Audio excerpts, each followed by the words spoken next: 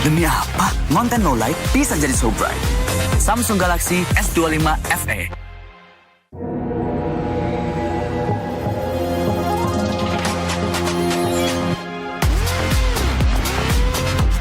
Demi apa? Konten no light bisa jadi so bright. Samsung Galaxy S25 FE. Oke, sampai bareng dulu yuk.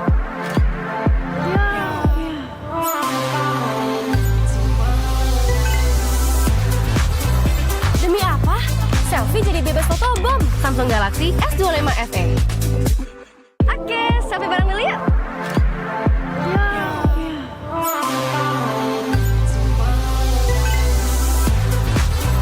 Demi apa? Selfie jadi bebas fotobom. Samsung Galaxy S25 FE. So good, I can't stop. Let's see the photos. Show me. It's moving my feet as soon as it drops. So you can try to fight it, but that music don't stop. We can make it even better. Ooh, send me that.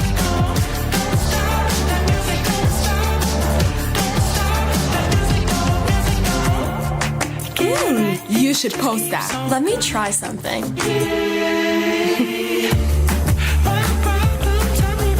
Look at mine. Oh, cute. Stop. That's hilarious. Don't stop. I'm gonna take a break. Sure.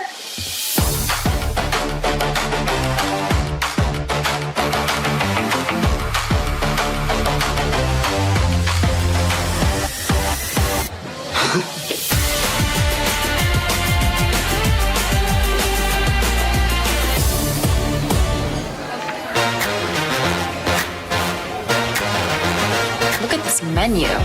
What should we order? Let's narrow this down.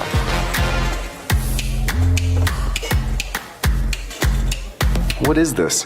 Pierogi? Did I pronounce that right? It's pronounced pierogi, a tasty dish like dumplings. Any sides to pair with it? Something light? In the mood for fresh, the beet salad would be a good choice. Sounds good.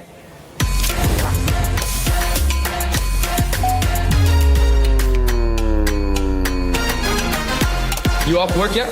Guys, I'm done. Finally. All right, you ready? Ready?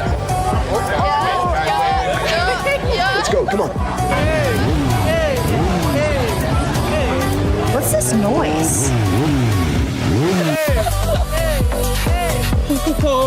Wait, one more thing. Look at this ice cream drop.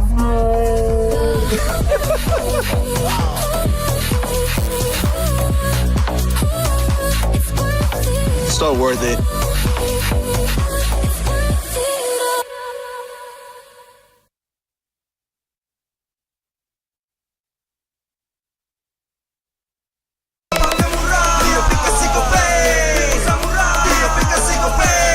Walau yang lain terus berubah, kopi konsisten, kasihnya pasti murah. Tagihan murah, di aplikasi GoPay. Transfer 100 kali per bulan. Download aplikasi GoPay baru, nggak pakai lama. Dompet andalan gamers banyak damage-nya.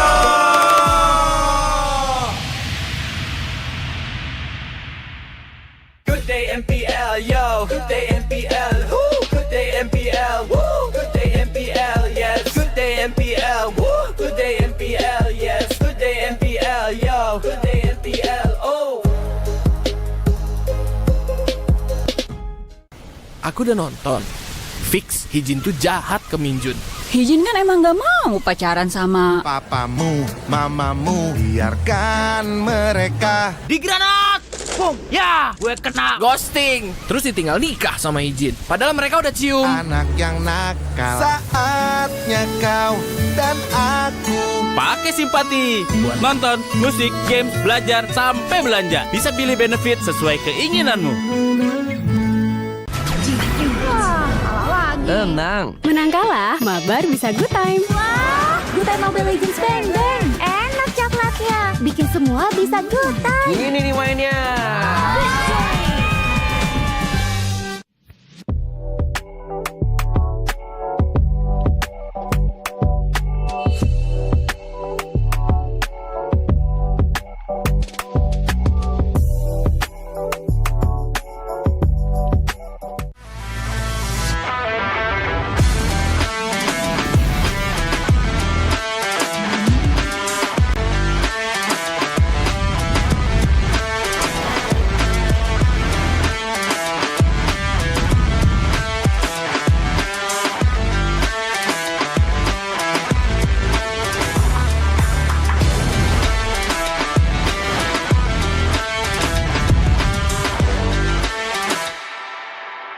Ini kesempatan terakhir kalian.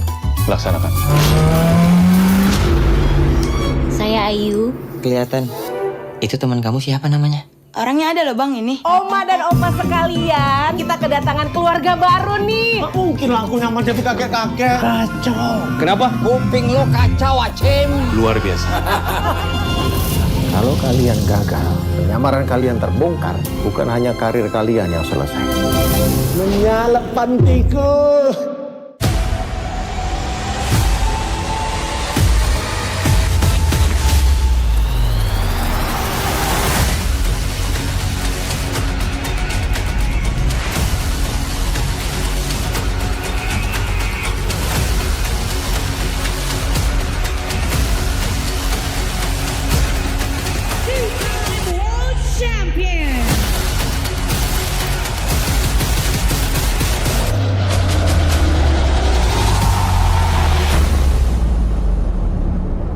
Experience the future of events with NICE, where every detail is crafted to inspire and connect.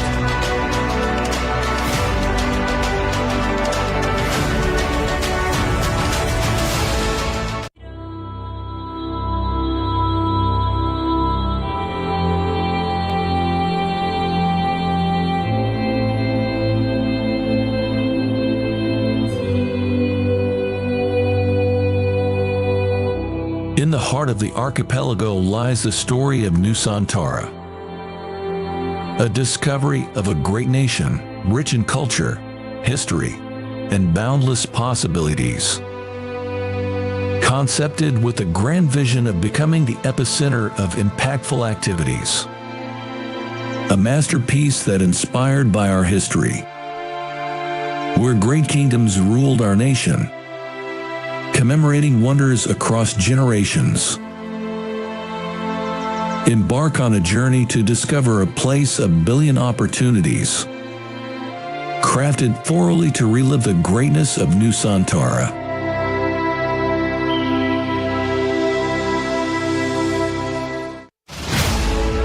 Introducing Nusantara International Convention Exhibition, also known as NICE. Built on 40 hectares of land, with a total building area of 30 hectares, making NICE the largest project with the ambition of becoming a catalyst for business development in the greater Jakarta area. With a leasable area of more than 130,000 square meters, NICE is set to become the largest MICE venue in Indonesia. As we take you on a journey around its stunning facade, you'll see the embodiment of elegance and innovation. Designed to be Indonesia's premier MICE destination, NICE stands as a beacon of architectural excellence and modern design. The sleek and contemporary lines of NICE's exterior are complemented by state-of-the-art facilities, making it the perfect venue for international conventions and exhibitions events. Each element of the facade reflects our commitment to creating a world-class experience for all visitors. NICE consists of 3 main buildings with total of 55,100 square meters of exhibition space spread into 11 halls.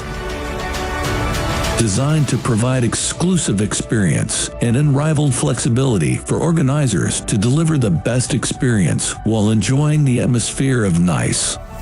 The exhibition buildings at NICE is seamlessly integrated through a luxurious and centralized atrium area that spans 15,000 square meters, where all activities can be connected and brings fully integrated exhibition experiences. Surrounded with various hospitality selections, hotels, commercial and retails, and more attractions of lively and vibrant Pick 2 area. NICE is set to become not just MICE destination, but also a tourism excellence. NICE is not just a building, it's a symbol of growth and prosperity, aiming to elevate Indonesia's position in the global MICE industry. With its strategic location in Pick 2, NICE is set to become the epicenter of business and cultural activities, driving positive impacts throughout the surrounding community. Experience the future of events with NICE, a masterpiece by Industri Pameran Nusantara, a joint venture company of the esteemed Dagung Sedaya Group and Salim Group, where every detail is crafted to inspire and connect.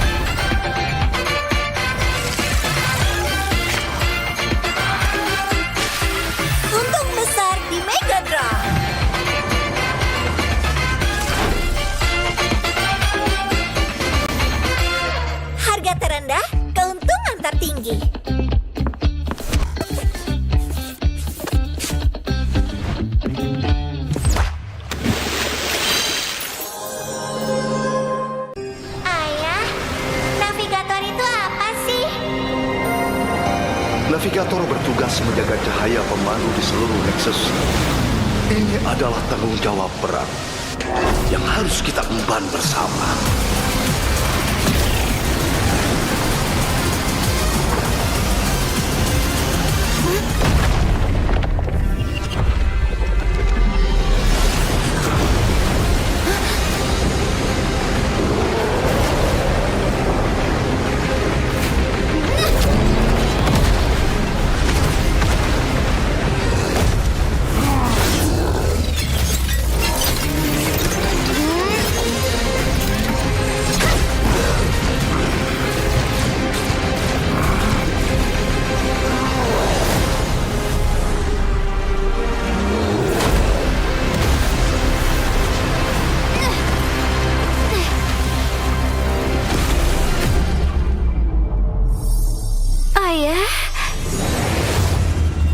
Ayah akan selalu menjagamu.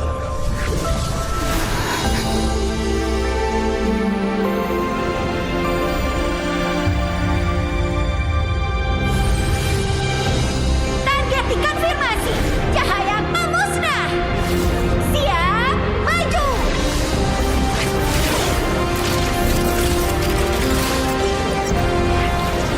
Demi semua lagi di dimensi lain.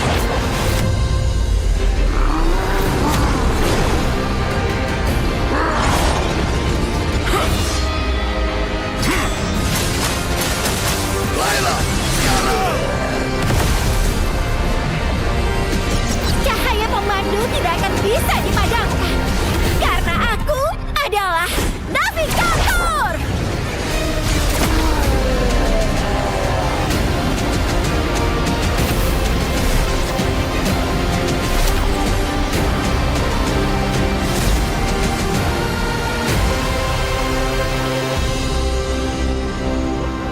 Aku akan jadi navigator terhebat sepanjang masa. Kamu pasti bisa. Kupikir semuanya sudah berakhir. Sampai kehampaan berbisik padaku.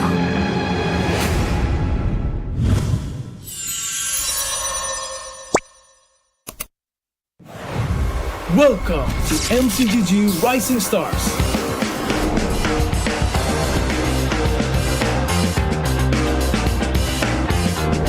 From September 12 to October 19, take part in the regional contest, open to all players. Step up and prove your strength. Division finals will run from October 24 to November 2. The top 16 players in each division may advance to the next stage of MRS. Check your in-game mail for information.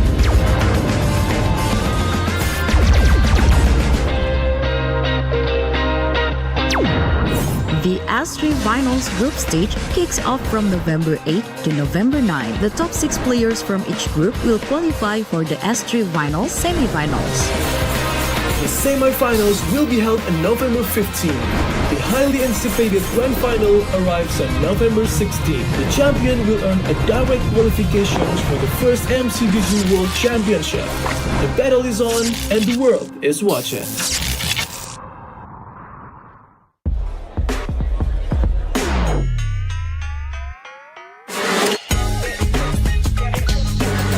Demi apa?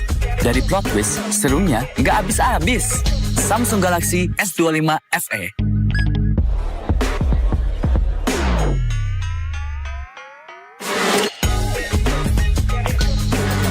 Demi apa? Dari plot twist, serunya nggak habis-habis. Samsung Galaxy S25 FE.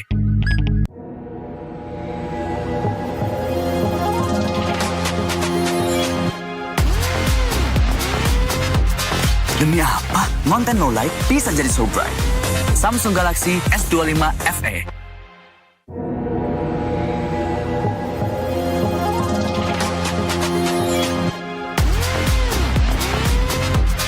Demi apa? Konten no light bisa jadi so bright. Samsung Galaxy S25 FE. Oke, sampai bareng dulu yuk.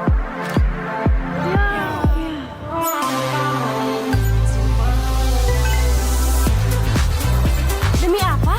Selfie jadi bebas fotobom. Samsung Galaxy S25 FE. Oke, sampai bareng dulu yuk.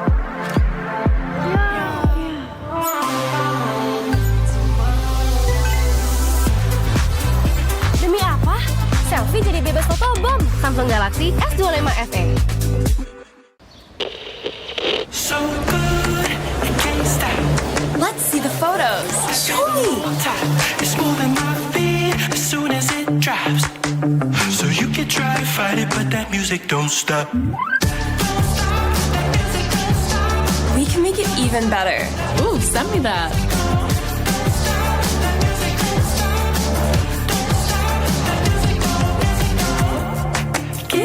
You should post that. Let me try something.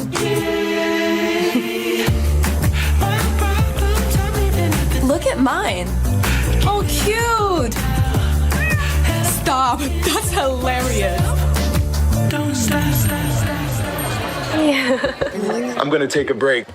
Sure.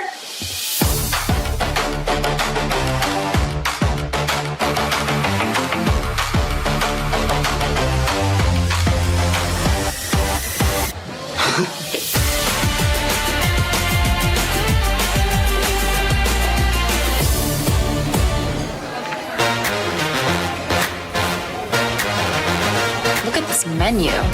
What should we order? Let's narrow this down.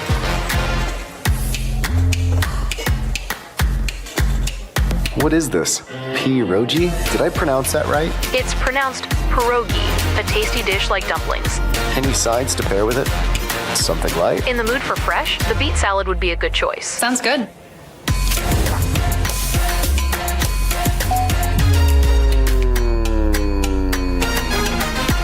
You off work yet?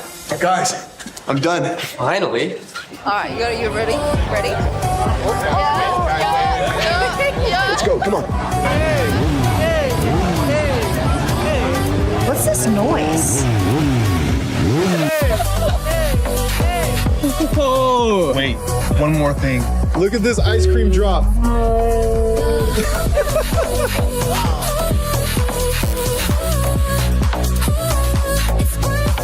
So worth it.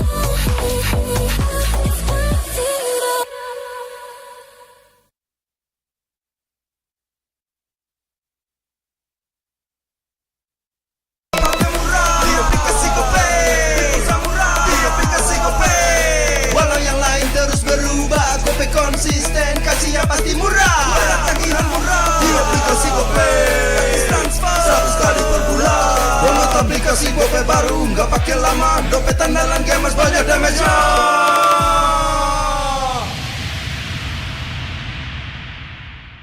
Good day MPL, yo. Good day MPL, woo.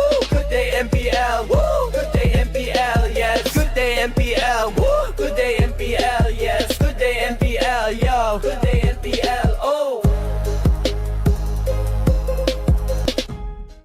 Aku udah nonton. Fix, Hijin tuh jahat ke Minjun. Hijin kan emang gak mau pacaran sama Papamu, mamamu, biarkan mereka. Di granat!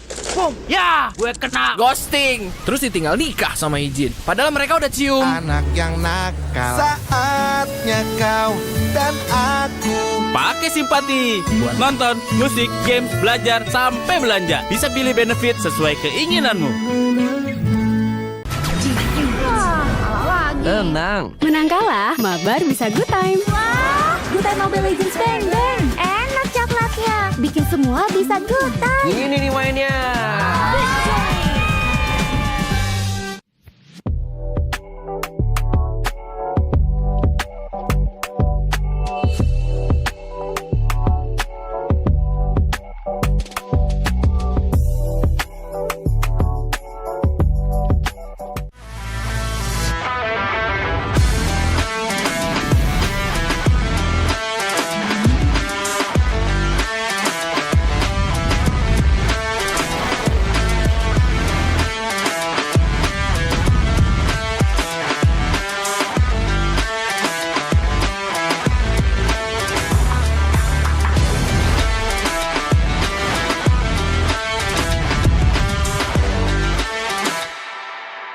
Ini kesempatan terakhir kalian. Laksanakan. Saya Ayu. Kelihatan. Itu teman kamu siapa namanya? Orangnya ada loh bang ini. Oma dan opa sekalian, kita kedatangan keluarga baru nih. Mungkin lah aku nama jadi kakek-kakek. Kacau. Kenapa? Kuping lo kacau, Acim. Luar biasa. Kalau kalian gagal, penyamaran kalian terbongkar, bukan hanya karir kalian yang selesai. Menyala pantiku.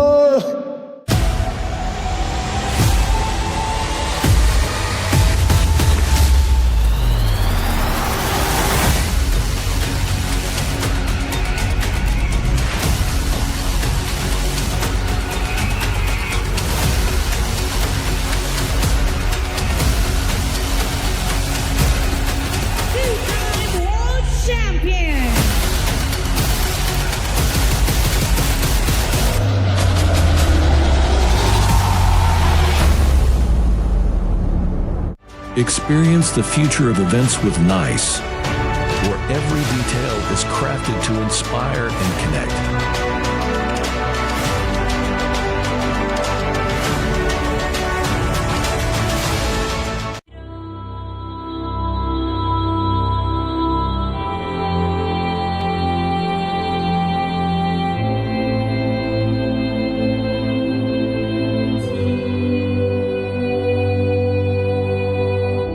In the heart of the archipelago lies the story of Nusantara, a discovery of a great nation, rich in culture, history, and boundless possibilities. Concepted with the grand vision of becoming the epicenter of impactful activities. A masterpiece that inspired by our history, where great kingdoms ruled our nation, commemorating wonders across generations. Embark on a journey to discover a place of billion opportunities, crafted thoroughly to relive the greatness of Nusantara.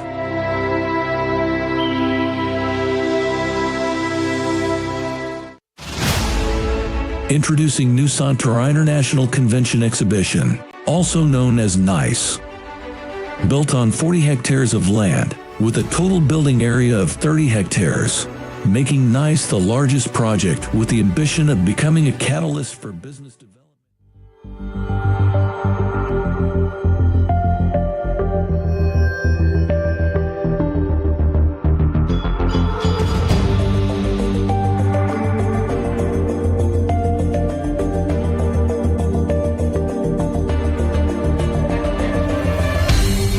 Aku kan berdiri dan terus berlari, terus ke arah puncak tertinggi. Ku takkan berhenti, hanya sampai di sini. Kemenangan abadi menanti. You know we won't miss if we unite our focus. And if you haven't noticed, we'll nyalakan apimu, hadapi semua tantangan, hadang semua serangan, jatuh bukan halangan. Bakar semangatmu, janganlah engkau menyerah. Kita akan buat sejarah. We all this, we won't miss. We all this, we won't miss. Saatnya beraksi, jalani ambisi. Aku kan menyawakan hari ini. You know we won't miss if we unite our focus. And if you haven't noticed, we'll nyalakan apimu, hadapi semua tantangan, hadang semua serangan, jatuh bukan halangan. Bakar semangatmu, janganlah engkau menyerah. Kita akan buat sejarah. We all this, we won't miss. We all this, we won't miss. We all this.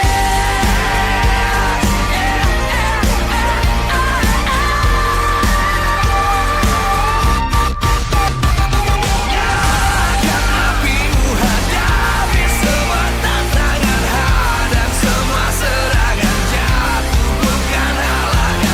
Bakar semangatmu, janganlah engkau menyerah. Kita akan buat sejarah.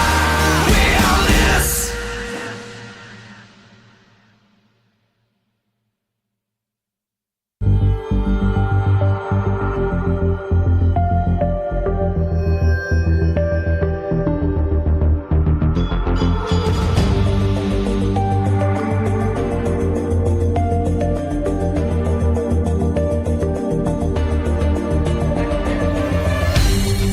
Aku kan berdiri dan terus berlari, terus ke arah puncak tertinggi. Ku takkan berhenti, hanya sampai di sini. Kemenangan abadi menanti. You know we won't miss if we unite our focus. And if you haven't known,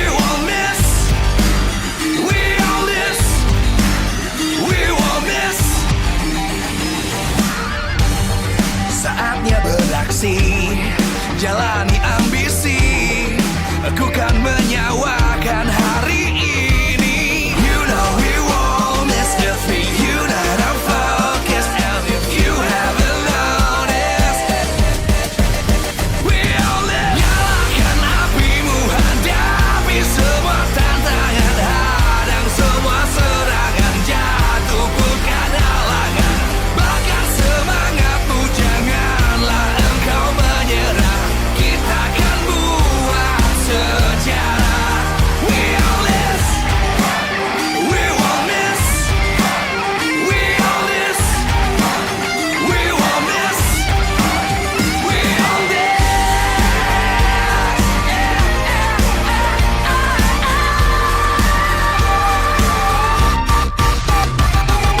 Nyalakan apimu, hadapi semua tantangan, hadang semua serangan.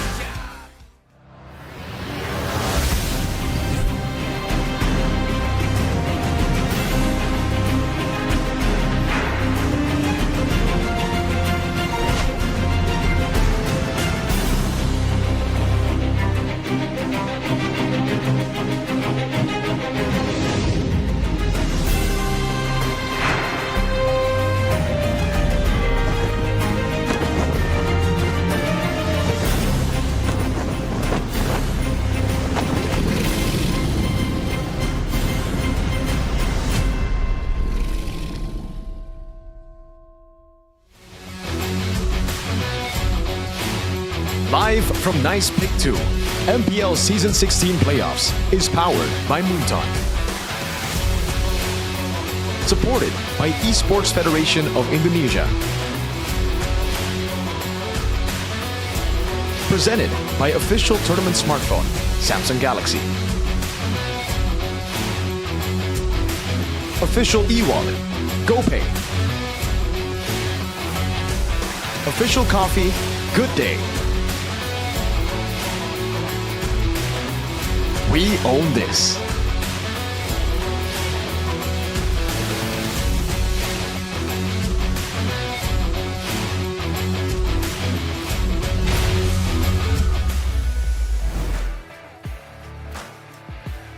Hari yang ketiga babak playoff di depan mata. 4 tim akan berjuang kembali namun dengan nasib yang berbeda. 2 match akan berlangsung namun ini akan menjadi pembuktian bagi tim-tim yang ingin terus bernapas lega di MPL Indonesia Season 16. Dan di sini Bude Clara ingin mengucapkan untuk semua super fans yang hadir, yang ada di rumah, yang ada di festival, selamat datang di hari yang ketiga babak playoff MPL Indonesia Season 16. Tentu harap-harap cemas. Semua mata tertuju juga kepada panggung MPL Indonesia, di mana hari ini kita akan melihat akan ada perwakilan dari Indonesia. 1 tim yang akan melaju ke babak Grand Final dan ada 1 tim yang harus berpulang di saat kita tahu 4 tim akan menjadi 3 tim saja. Dan jika di sini kita akan membahas tentang 2 match hari ini, kita akan melihat bagaimana The Champion Race dan Battle for Survival untuk hari ini. Di mana akan kita saksikan bersama bahwa pertarungan di match pembukaan ini akan menentukan antara hidup atau mati dari 2 tim yang harus turun lower bracket. Pertarungan mereka memang begitu epic di hari kemarin dengan ada EVOS dan juga tim Bigetron. Mereka harus turun ke lower bracket. EVOS kemarin menelan kekalahan dengan cukup dramatis. 3 game mereka harus tertunduk kepada tim Onyx. Namun 2 game yang EVOS dapatkan pun itu begitu apik. Di sisi lain Bigetron. Apakah ini Bigetron mode playoff sedang muncul kembali, sedang aktif kembali karena Bigetron tentu tidak berharap hal itu terjadi kembali. Mereka menginginkan performa dari Bigetron yang lebih baik di babak playoff. Dan inilah dia, tak ada nyawa tambahan untuk tim EVOS ataupun di Bigetron. Namun Champion Race di saat ada tim Onyx Sang Raja Langit. Mereka membuktikan diri terus menerus selangkah lebih dekat lagi untuk menjadi perwakilan Indonesia kembali hadir di ajang internasional. Namun sebaliknya ada alter ego sang kuda hitam yang muncul secara perkasa. Di babak playoff ini mereka memulai hari mereka dengan sungguh percaya diri dengan kemenangan terus-menerus yang mereka dapatkan. Muncul dari babak play-ins lalu mendapatkan kemenangan dengan sungguh mutlak. Beranjak terus-menerus 3-1 dan pada akhirnya hari ini mereka harus berhadapan dengan sang Raja Langit akankah kuda hitam. Alter ego bisa meneruskan kemenangan mereka atau di sini Onyx yang bisa membalaskan dendam di match terakhir mereka pada saat regular season. Jadi dengan adanya Battle of Survival di match pembukaan dan juga Champion Race hari ini, semua mata akan tertuju kepada 4 tim ini. Karena lagi dan lagi di hari ini nasib dari 2 match ini sungguh berbeda. Dan Bude juga mengajak untuk kalian semua langsung turut hadir di Nice Pick 2 untuk menjadi saksi lahirnya grand finalis dan juga nanti siapa yang akan bertahan. Sebelum kita melihat bagaimana pertempuran untuk match pembukaan kita, The Battle for Survival, izinkan Bude mengingatkan bahwa MPL Indonesia Season 16 powered by Munton, supported by PBSI, presented by official turnamen smartphone Samsung Galaxy, official e-wallet GoPay, official coffee Good Day, dan partner ini sports ada Simpati, Dunia Games, Games Max dan juga Good Time. Tak lupa advertiser kita Kacang Sukro dan juga Yoritos, ditambah supplier dengan Head and Shoulder, UBS Gold, Hila Food, Royal Skirt, Imaginary, dan Nice. Bagaimana tim-tim ini akan mengukir sejarah mereka, di mana selangkah demi langkah harus mereka lewati hari ini di match ini. EVOS dan juga Bigetron. EVOS memang kita lihat kemarin mendapatkan kemenangan dengan begitu sulitnya di hari yang pertama, namun di hari yang kedua mereka harus menelan kekalahan namun dengan perlawanan yang begitu hebat. Sedangkan Bigetron kali ini kita menantikan bagaimana performa mereka di babak playoff ini. Jadi Nice Pick 2 Super Fans, sambutlah inilah dia Battle for Survival EVOS dan Bigetron by Vitality.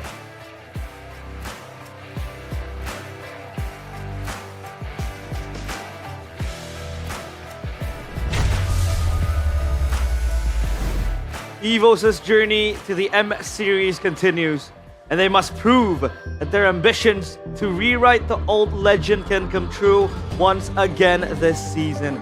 The hope lies in Erlan's hands, the Forgotten Tigers, as the gold laner seeks redemption by defeating the Red Raider, Eman. Meanwhile, the Red Robots once again struggle with consistency. New machines, but the same old software. It seems like they have a systematic malfunction inside of their own systems. We'll see if they are able to overcome their old ghosts haunting them. And that ghost is consistency. The playoffs seems to be such a far reach for them. Welcome, ladies and gentlemen, to the third day of MPL ID Season 16 playoffs. It is me, Realize, Arashi, and Chefin on the panelist desk today, accompanying you on such a roller coaster day because I believe we are down to 4, 1 elimination match, and 1 match to determine who becomes the first Indo representative to play in the M7 World Championship. I mean, dude, it's so close, but at the same time, you know that there's a lot to deal with here for the players themselves if they want to make it all the way towards the final day. Especially because today we're gonna say our farewells to one team again. Yeah. And then one more down the line. So tensions are definitely high, but the excitement in the arena has matched that energy as well. Yeah, for sure. And there's already an upset in day number 2 as well. Certainly a result that most of us casters didn't really predict, right? We expect BTR to go through instead of Alter Ego, but oh my goodness, they were playing out of their minds. But BTR, a lot of homework to do in this matchup. Indeed, a lot to do for Bigetron, but for EVOS too. But I think for EVOS, they're able to show signs of brilliance. We thought Onyx was gonna breeze past them yesterday in the first round of the upper brackets. But EVOS, man, they made it hard for Onyx to play and go through easily. Today's schedule on The third day of MPL ID Season 16 playoffs on Friday. It's going to be a good Friday, isn't it? Vitality, or rather Bigatron by Vitality, up against Evos, and Alter Ego will take on Onyx. Up top, elimination match. Down bottom, it's Judgment. Who will take the first ticket to M7? And that is the question. Let's take a look at the playoffs bracket. The first question I have in mind is that, Chefin, is this predicted to be like that? Well, I said it earlier, all of it was predicted except for Alter Ego going through against BTR, but it is definitely within the realms of possibility going into the playoffs, especially looking at how good Alter Ego was in the later part of the season, beating Onyx, beating pretty much everyone in front of them, and being that, you know, maybe going to the S tier list in ID, and I think right now we can say they are comfortably S tier in Indo. That's the scary part, man. Like, now that the timeline has shifted, right? Now that Bigatron has slumped over, you get concerned because Evos looked really, really good against Onyx, right? They didn't get it done, but they were able to push them to quite a, you know, quite the scary situation. A dominant game too, right? Exactly. So now that we're seeing a slumping Bigatron against a surging Evos, I think especially if you're a bigger trooper, there's some concerns right here. This is not the same situation that we saw in the regular season. That's basically Miracle. Now trembling in fear? I wouldn't say in fear, but there's definitely some concerns here. Well, he is still hopeful of his goats doing well. As always. As always. But yeah, I think this is a recurring theme for Bigatron, right? We see them back. I think Season 13 might be the prime example. Keskute, you know, on the helm, leading the Red Robots. In the regular season, they were able to get first place, right? They were the regular season champions, upper brackets, and then they boomed out quickly in the playoffs. I think it was against Geekman, right? Yep. It's way too happy about a fond memory of mine, 3-0. I certainly didn't expect that result too. But in this case, against Alter Ego, I said it earlier, Alter Ego was getting better and better in the later part of the season. And to be honest with you, like, I don't know if it's Bigatron choking or Alter Ego getting better. Because you can point out some of the mistakes in the draft, especially the execution too for BTR, but they're not really that far off from the usual standard in the regular season. It's just Alter Ego playing their A game to perfection. Again, the meta right now really favors them by all means. The aggression, the tempo. Bigatron has been known to be able to do that, but I believe in the current meta, the reason why they were so dominant is because they had that weird triple flex troll situation, right? They have such a wide hero pool on their EXP, gold lane, and jungle that they're able to actually have so much advantage in the new drafts. But now that teams are catching up here, I mean, particularly for Alter Ego, it seems like even if they're caught off guard, they know what to do against these new curveballs. Whereas back then, after the patch, it's a whole new different situation, which is why I think Bigatron, they're fighting against the clock somewhat. You know, the longer they take to actually win, the more the teams are going to get used to what they can do and perform with. They need to troubleshoot these issues, especially for the Red Robots. For Evos, though, again, like Arashi said, a surge of life for the White Tigers. And I believe it'll be a close match today because Bigatron slumping, yes, but at least they still have, you know, their mentality man, Niall, right? The one keeping the team together, gluing them together. So we'll see if that mentality translates into today's match because yesterday, Yazuke was just running rings around them. Let's take a look at this poster that we have. And for Bigatron, yeah, a streak of results, which I would say isn't really the best. The closest they've ever come to winning a trophy was Season 7, getting that second place. And for Season 13, like I mentioned, regular season they got first place, playoffs, they boomed out at 4th. And for this season as well, second place. Now the question is, where will they end, right? It's the new robots, but still the old software. Always seems like they find themselves in some kind of trouble, whether that's mentally speaking, whether it's meta-wise. It's always in the playoffs where they find a bit of an issue. Mirko himself was very vocal about the fact that he was so hopeful, especially in Season 7. It seemed like that was the best chance for Bigatron to actually win it out with the late game meta. And somehow, some way, it just did not work out for them. So they're up against a bit of a quote-unquote curse, right? Like a playoffs curse. So instead of just trying to win against all the other teams, they have to try and win against the curse in their minds as well. Was Virko already a bigger trooper Season 7? No. No, he became a bigger trooper somewhere at the end of season 7. 7 or 8, somewhere in between there, I believe. Okay, yeah. Very early on. What do you think, Sheffin? I just realized too, like this is Realize? That's me. Thank you so much.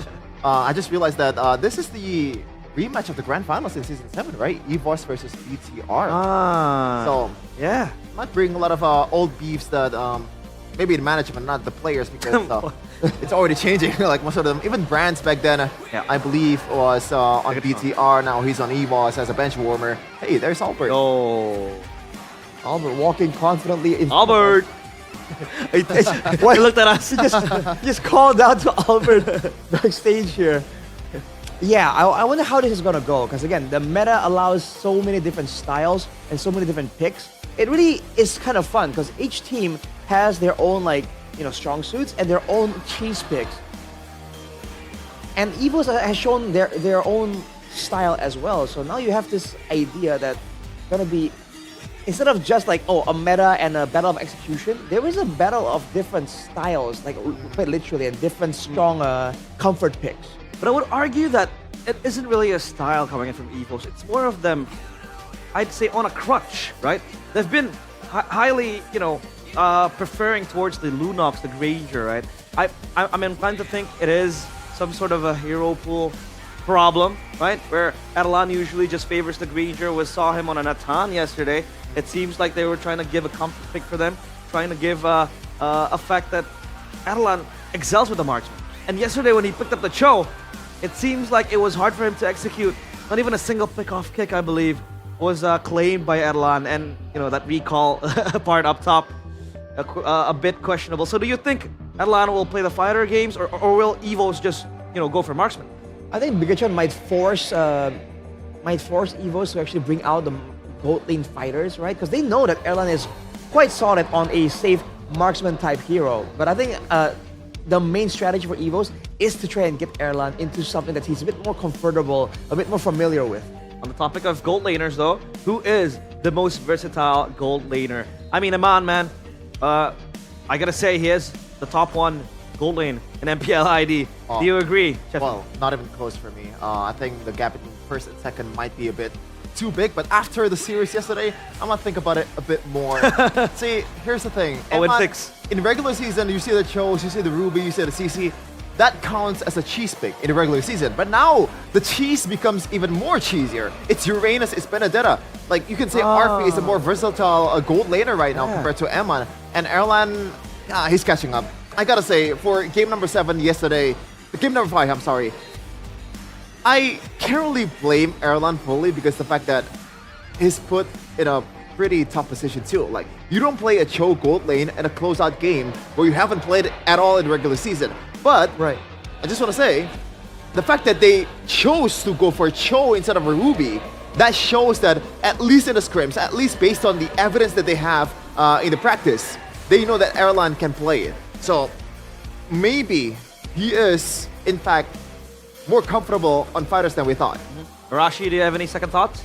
That could be the curveball. I feel like, again, when it comes to like real hardcore cheese, it has to be Arfi, by all means. Yeah. But when it comes down to the fundamental shift from having a gold lane mindset, which is farm, get to the late game and carry and stay safe, and then somehow transitioning that to being able to play pickoff, to being able to play split push, and being able to gank in the early game, I feel like Eman is just up there, man. It's not the hero pool. It's the fact that this man has always been one of the smarter gold laners, the big thinkers that Mirko always highlights, whether it's itemization or movements around the map. So when he understands all the fundamentals, it's so easy for him to pivot over and start doing all these other fundamental things that should be done by a different role, but because he understands, right, the importance and what is required, he just makes the shift quite easily, and it looks a lot smoother and a lot more advanced compared to all the other gold laners.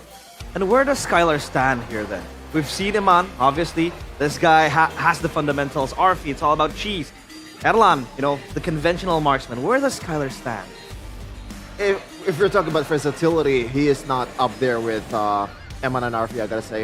Agree. But he's shown some maybe versatility yesterday too with Esmeralda, with Ruby. The Ruby was really, really good. I gotta say, in the last match that they played, it's not necessarily the best game that he played in that series because I believe the Harith carry game 1v3 Lord was the best because he's the more probably the most pivotal member of the team. But that Ruby game was the cleanest. He didn't really make any mistakes. But and also when he's forced to set, like he's able to do it. The flicker combos with the I'm offended, just the small things that he did. Peel towards his team with the Zone 1 Wolf King. Maybe that's the traps that he sets too in the bushes. It is pretty good. Rashi, any sentiments? I feel like Skylar is just so good in his in the old style of the gold lane. Because obviously was really good in the marksman meta, the Harith and all that. And you saw a bit of that yesterday when he was on the Harith, the Lord play where he was able to take out the jungler 1v3 basically. I mean, dude, come on, that's some crazy performance. But I think because he's so good at his job, well, the previous job, now that he has a new job description, when he has to play with the rubies and start trapping and start engaging and peeling, he's just not as good as the rest. But that does not mean that he's not a threat on the old meta heroes. Yeah. Well, I mean, Skylar is known for the traditional marksman, but it seems like, he has a new job description now. It feels like he has to go through training again. Internships, right? When you're applying for a new job, it all resets and comes down to 0. But yesterday, it was a solid game from Skylar. That 1v3 in the Lord Pit with the Harith. He was sliding forward, backwards. He was able to catch Albert lacking. That was a very good game. So, But back to the topic of Bigatron against Evos. Obviously, the gold laners will be the catalysts of the whole game. But then you beg the question: will Bigatron try to match Erlan's playstyle? Will they try to contest maybe the Grangers or maybe just ban out the Lunox too? Well, I was about to say that part of the why Skylar is also a bit more dangerous is that the team Onyx as a team is just very flexible, right? And so that allows the coaches to find more strats where Skylar can be put on some of these regular marksmen. So the fact that now Evos also is stuck in the same position, there's a chance that they might both just revert back to like the old style, later on. But with not a Bigatron's in the picture, I feel like that will kind of like shift over like Evos' priorities, and so they need to find like a balance on whether or not they want to get something that's really good for Rendy maybe, or do they want to really get something comfortable for Erlan and stick with it. Because if they try and do both, I feel like Bigatron's flexibility is going to make it so difficult for Evos to get like a cohesive 5-man composition. I mean, to be fair, Evos also brings some kind of like flexibility to the draft, because I believe in the last match that he played, one of the series that they played yesterday, it was Glue on the side lane. It was Nathan on the side lane. So they also have some kind of flavor too. I think we're going to call a few of our friends here. The casters, Mirko and Gani. Are you guys there? Hello. Hello. Roar. Yo, what's with the Bigatron jersey, man? What do you mean? Vitality Wow, against Evos. that's unprofessional. I'm Evos. Well, Mirko is wearing black. Mirko, is this a funeral? Are you gonna try to bury down that jersey after this loss, maybe? By the end of the game, I might have to bury my own boy, Erlan. Hey. Any thoughts, boys, leading to this match? Maybe Gani and Mirko? Tonight, I'm an Evos fan. All right. Oh. I don't know about Mirko here. What about you? Okay. Yeah, you need to ask? I'm more BTR, obviously, but it's not. It's gonna be sad if they lose, but it's not that sad because my GOAT Henki is on the other side. My boy Erlan's there too. That's the cope. So if BTR does get knocked out, I know who I'm supporting for M7. TLPH. What? Mirko, whoa, okay. What? Well, I remember you saying that Bigatron and Onyx are gonna be the representatives of M7. Seems like Bigatron is not gonna be easy for them. Do you think it'll be the case, or Evos will pull up an upset? But before that, speaking of TLPH, Mirko, you mentioned it, that you're going to be supporting TLPH. Oheb, though. What do you think about him? How does he fare against MPL ID gold laners, especially Eman? Early on in the season, man, I said Oheb, he's good, but individually, Super Marco's better, Kelra's better. Then Oheb said in the interview, yo, I'm going to perform so well that Mirko has to put me in his top 2. And now I think in the meta, it does fit. The guy's been phenomenal on the fighters, on the non-meta gold laners again. So comparing him to a lot of the Indonesian gold laners, I think Oheb's got a little bit of an edge, except for Eman, obviously my boy there. He's the only guy who can actually really match the Filipino gold laners so far on the non-MM, non-gold lane picks. But Skylar, I think on the MM picks, on the meta picks, that guy's top tier, man.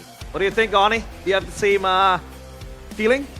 I think Oheb definitely now is the marksman to beat. especially if we're talking about M7 later on. But I think now the Indo teams they just need to focus on their, step by step. You got to reach to the grand finals at least to get that M7 ticket. You talked about Iman being maybe on the same tier, but will he make it though, Miracle?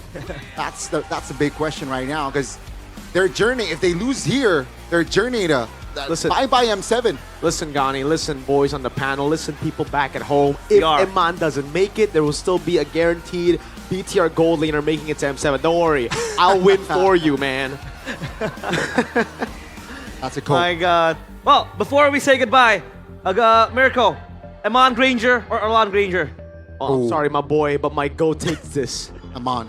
That's Iman, by the way. All right, then. We're going to bid farewell to you guys. Enjoy the cast later on. We'll see you later in the game. Bye-bye, Miracle and Gani. Yeah, man. What was Goni asking Miracle what team he's supporting? Like, there's one answer that the whole world knows about at this point. I mean, he had the jersey right there. Yeah. I'm kind of disappointed Onyx Onyx won yesterday. Oh. Because today, it could have been BTR versus Onyx, and Goni and Miracle would have been brawling out there. Ah, that's true. Speaking of the devil, Iman, a maniac. This guy's the devil. This guy's eating up gold laners for breakfast. How do you rate his performance in the playoffs? Do you think, yesterday we saw he was struggling a lot, but that was partially because of his team too, that, couldn't really activate him. What do you think about yesterday's matches that were played by Iman? I feel like he's doing still pretty well. Again, he's a great weapon for the drafting phase. He has great laning, and so far, I feel like his performances hasn't really dipped by all means, but I think overall as a team, right, the fact that he's on a fighter means that, the fact that he's occasionally on fighters means that when Bigatron as a team slump down, he can't shine solo as much as he does on a Granger or some of these like late game carry picks. I think that's why maybe some people feel like he has a bit of a dip, but I think so far he's been one of the more consistent players, as always. What about the Forgotten Tiger here, Chefin? Do we need to remember him? Well, obviously, especially if he got the Granger, which makes me think that in this match particularly, Granger might be either banned by blue side or is gonna pick on the first two picks on the red side. I think that could be the angle for both of these teams, because the respect towards both of the players here, Eman and also Airline, is super high on those usual gold laner. Yeah, and that's the question, right? Will they contest the Granger? Will they give it away to either maybe Iman or Erlan? As you take a look at the stage outside, nice pick too. The big troopers. More united. I mean, it sure seems united, man. They're in the sun, by the way, and I don't know about you guys, but in pick 2, like we're near the ocean. The heat is crazy, and they're out there in the heat. With all the high spirits, I feel like they are ready for a great performance from Bigatron. It is hot out there. Chefin, any last words? It's hot. Maybe the machine will get overheated by the sun. Oh, it melts, doesn't it? If the sun overclocked. Yeah. But they need that cooling, bro. No, but if you overclock something, it works double time. It works faster. Yeah, for a while before it blows up. You need cooling, man. There you so they go. might have to chill a little bit. Yeah. A little bit. Up Get against the into the Tigers venue. as well, Exactly. And now we are going to wait for the players to make their way into the stage. Let us see this fantastic clash. It is EVOS against Bigatron. Into the players' walk-ins we go.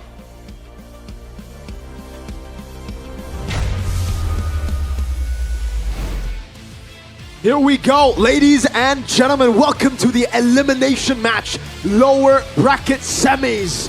We're gonna start off with the White Tigers. The White Tigers are hungry tonight, and someone's about to be their prey. Let's welcome, this is EVOS! A team seeking for redemption. The past glory that eludes them. It's right in front of them now. They were so close from beating the final bosses of Indonesia, but now they'll have to face against their bitter rivals. Key, someone from this team, moving on, now having to eliminate his ex-team.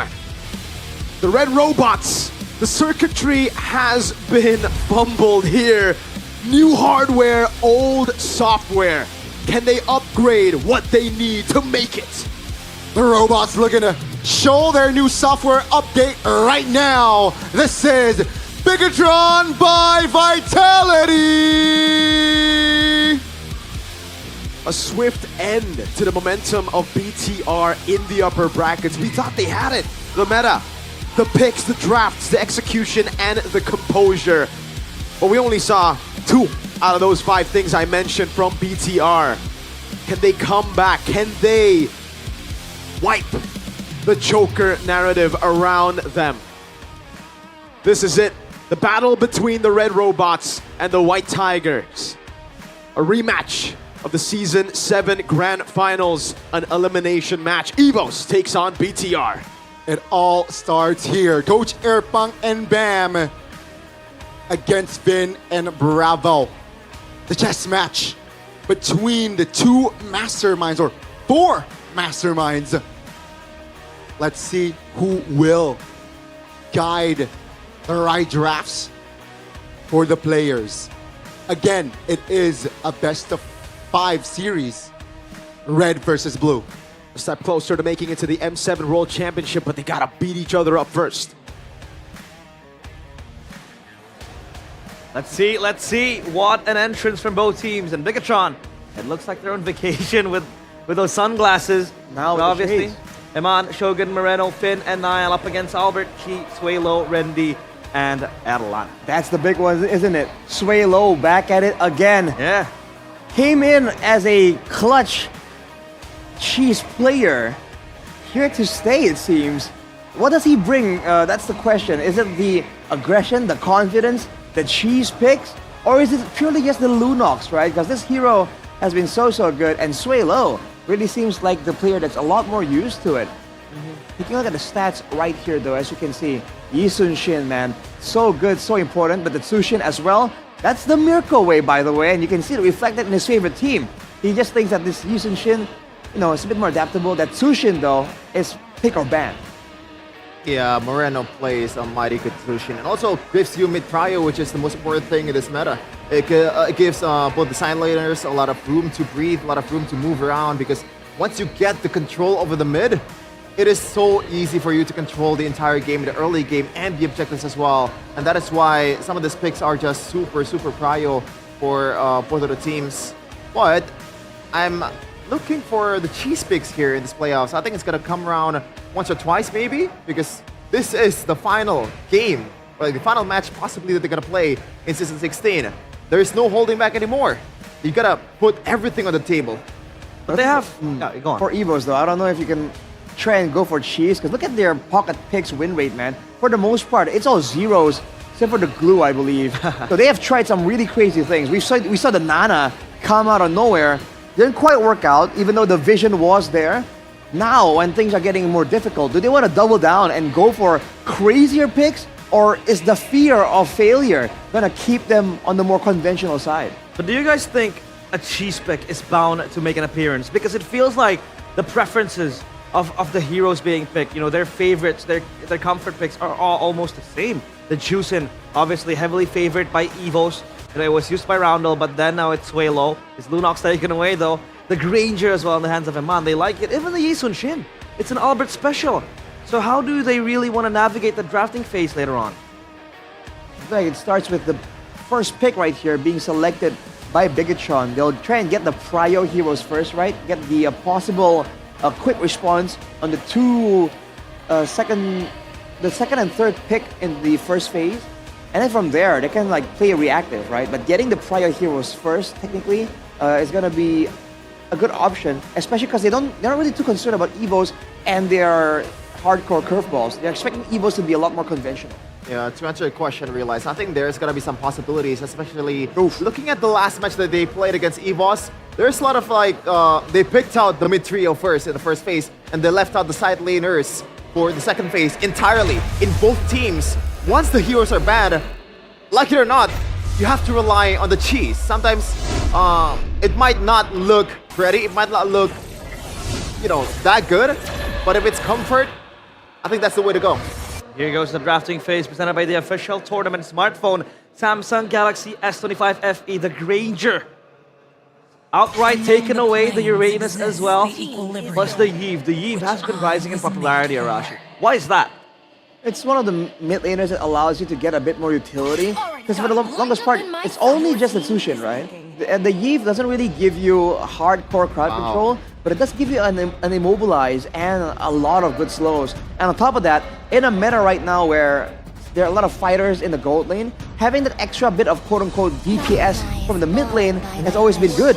Which is why we saw the Lunox and now the Eve as well. You can pump out damage with the low cooldown spells. And with the Lunox already banned out, the Sushin does not get let go by Bigatron. The immediate response. Straight away with the Hayabusa and the Alice. Talk to me about this, Chefin. Well, it's an easy way for you to be able to use the early kill threat of Hayabusa to dominate the mid lane. So it's not just about the mid laner and also the roamer for the mid prio. Sometimes the jungle can also help, and Hayabusa is probably the best jungler out of all of the picks. That's quite meta so far in this game to be able to do that. And that is why they were not adamant. They're willing to let go of the Jushin because they know they can take care of it with this Hayabusa. But the mid laner choice for EVOS will become a bit of a question. Sway Low, I believe so far, the one that has been working for him is only the Lunox and also the Eve. That's the question, what's going to be there for you? Maybe in this third red, or do you want to save it and makes things even worse, even harder for him to pick in the second phase? Yeah, I feel like flexibility isn't really what EVO should be hinging on. But for Bigatron, the Alice, a known counter for it is the Yuzong, but there's a lot of criticism towards Shogun and how he was quite shaky on that Yuzong. I wonder if EVOs are trying to bait it out, and punish it afterwards. It could be the angle they're gunning for. Yep, they're gonna go for the Harith. Safety is gonna be the option. So it's a much more traditional pick for Erlan in the hands of with this Harith. They might be taking a page out of Onyx book. This is like Onyx way for them to beat EVOS. It's Kyler first phase with the Harith. Now they might want to focus on the gold laner at this time to ban for EVOS. Something that can deter the potential of Harith. Ruby is one of them. Might not be the winning lane against a Harith, but it does give you a bit of a concern with the CCs and all that stuff. That's gonna be in the team fight. Maybe Esmeralda will come through next for them. Yeah, that Esmeralda was picked up. I believe it was by Erlan, leaning against the Harith. In lane, it is very, very good and can hold itself up against the Harith. The Ruby gets banned out as to not really disrupt that Harith pick. The Grok too, a key favorite. 2 last bans to go. Still a lot of options open for both teams. One of the ideas for Bigatron, because with the Tushin, usually you want to have some other form of magical damage and also like a more DPS. Because relying only on the Yisun Shin might work, but if they want to go with this like only utility from the mid lane, then they're gonna need some really high damage fighters on the sides. So Hilda is the option banned away by EVOs, but if damage is what Bigatron are looking for, the Lapu Lapu comes into mind. Because Lutpi, the way he was able to deny both mid and gold laners yesterday, that was definitely a strong performance. But no, it's the Kalea. They're more concerned about playmaking for key. Yeah, Kalea was still open. Angela is playable here, no? For EVOS. Might not be the perfect combo with the Hayabusa, but it does work well with the Harith and also on Alice. And it also pairs well with the Baxia role. Not necessarily wins you the mid prio. In fact, it's actually pretty terrible with the Baxia. But we'll see if that's gonna be the angle here for Vin. Because they have enough sufficient magic damage already with the Harith and also the Alice, plus the Baxia too in the early game. You did see a few times EVOS play the Baxia role. What's the idea behind that? It's just like fast rotations around the map, and it's a good counter against all this sustainability coming in from Bigatron. They're gonna have like the Crimson Beacon and the Gatakacha passive to deal with. But looking at this very short-range composition from EVOS, is AoE in the minds for Bigatron? Especially for Shogun. There you go, that's Lapu Lapu and the Bane too. They wanna go toe-to-toe, close-range duel. Okay, nuke it out. Interesting. I would have preferred the X-Work over the Bane, but I guess Eman prefers the Bane here, and it does. There's some dives that's gonna come in. It's an interesting interaction. The Bane loves the dive. At the same time, he also hates it because it's more prone to getting picked off, but Bane wants you to close in so you can burst down the opposing team easily. Now for the last pick here, do you want to go for damage or sustain? Angela comes to the mind. Farsa is, I think, playable. Farsa. What else is there? They want to go for burst and like triple down on the early game. Oh, I was thinking something like a Farsa, but they want the Valentina. This pick has been rising just a little bit in popularity. Let's see. The draft has been concluded. Who will take game 1 in this elimination match? Casters, Mirko and Gani, take it away. Wow. We are starting off with a banger, man. Both teams really reading from the blueprints made by Onyx, made by Alter Ego, beating each other up. So, all right, Gani, who do you like better, man? I think draft-wise, I gotta lean towards the right side, and that's gonna be Evos. Yeah. What about you? I think in the end there, I have to switch back to the left side. I think BTR actually have what it takes to actually deal with the dive from the side of Evos. But, folks, this is game number 1 in an elimination lower bracket match. Evos takes on BTR as the Garuda Wings of MPL ID takes us into the land of Dawn. Here we go. Ladies and gentlemen, this is gonna be game 1 between Bigatron by Vitality and Evos. Remember, this is the best of 5. One team will advance and one team has to go home. Hey, man. How brutal is it? Imagine being Key here, right? You didn't make it to playoffs last season. This time you make it to playoffs, you get dropped down, and the first team you have to eliminate or be eliminated by are your ex-teammates. Sway low, having to flicker early, Gani. It's a brave smite for the Valentina, something we actually haven't seen from any Valentinas in the playoffs of ID so far. It's mainly been If You Rage for Hijume, QC for Moreno in game 1 against Alter Ego. So it's a sustained battle. Also, we have to talk a little bit about the nerfs in a way. Hotfix came in for the Bane. You're not able to deal that much damage anymore, but you're still pretty good, you know? Look at this setup from Finn. With the taunt, it's a 3v3. Albert connects to Shadow. That's gonna be key though, very low. The burst damage is enough. With Finn picking up first blood, and that's gonna be the knock-up onwards. A Sway low. Oh my god! The damage is there as Niall will connect the last arrows. 2 kills on the board early for Bigatron. The Tigers were caught lacking, man. Electrocuted by the robots early.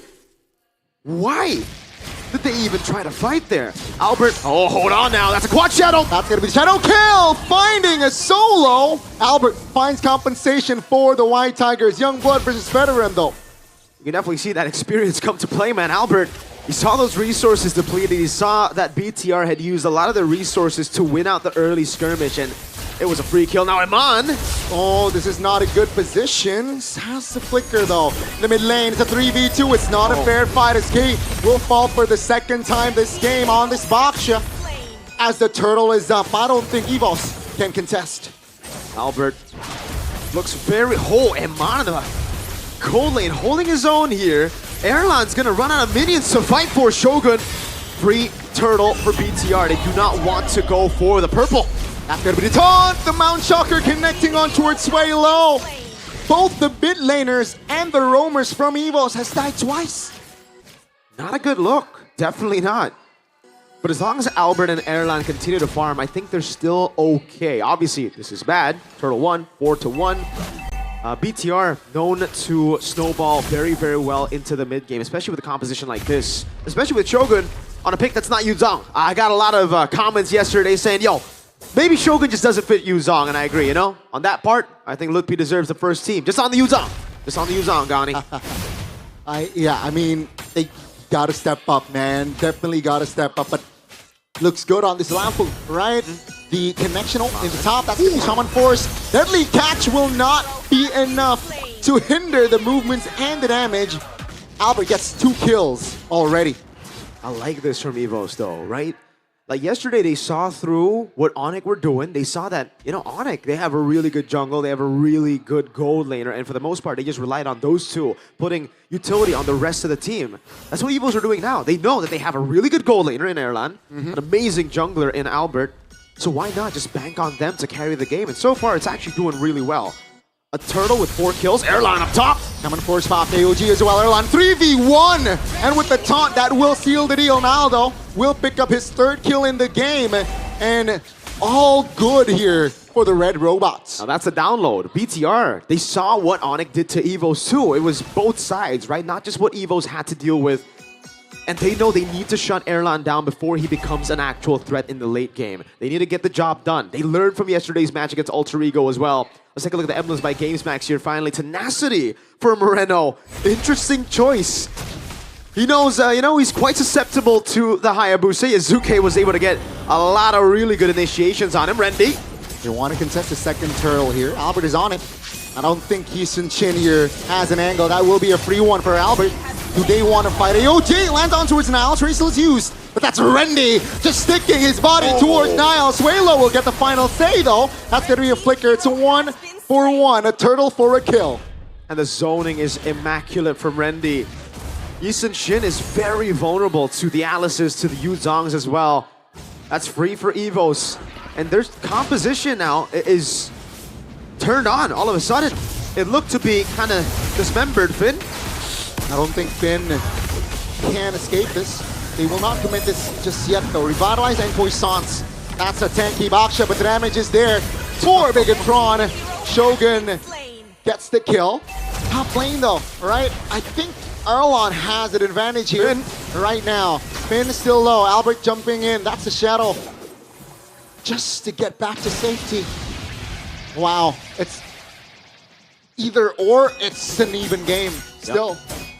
And that actually favors Evos when it's an even game. Albert will scale like a monster. Erlan, don't even need to say it. It's a Harith. Compared to the Bane, it's kind of weird though. The Bane's in a way a scaler too. It's just a different type, you know. You don't expect it, and then all of a sudden, hop, you're dead. You're down. Right now, BTR, it just looks kind of odd, you know, how they haven't been able to utilize the tempo, how Evos have been better around those rotations despite the early lead and despite that ridiculous skirmish early on from Evos. Let's take a look at the items. You're going on for both the mid laners. Nothing too crazy right now, but Evos want to threaten the top lane. Shogun has rotated. They have to back away now. Revitalize will be back for Key, thankfully, for the 3rd and final turtle of the game. 7-3, but the lead is on Evos' side. Looking like a good day for Evos. Hayabusa now with the clear bot side will rotate towards his own jungles while Bigatron, what's the call here? It seems like the call is to pop them out Shocker, see the information, but Evos, they want to fight this turtle as well. Shogun, Rendy in the back, that's gonna be the stun, that's gonna be the burst. Moreno will find the kill. AOG doesn't really land, but Albert finds the turtle. Now it's a 5v4, still heavily favoring the Red Robots at the 2-man knockup.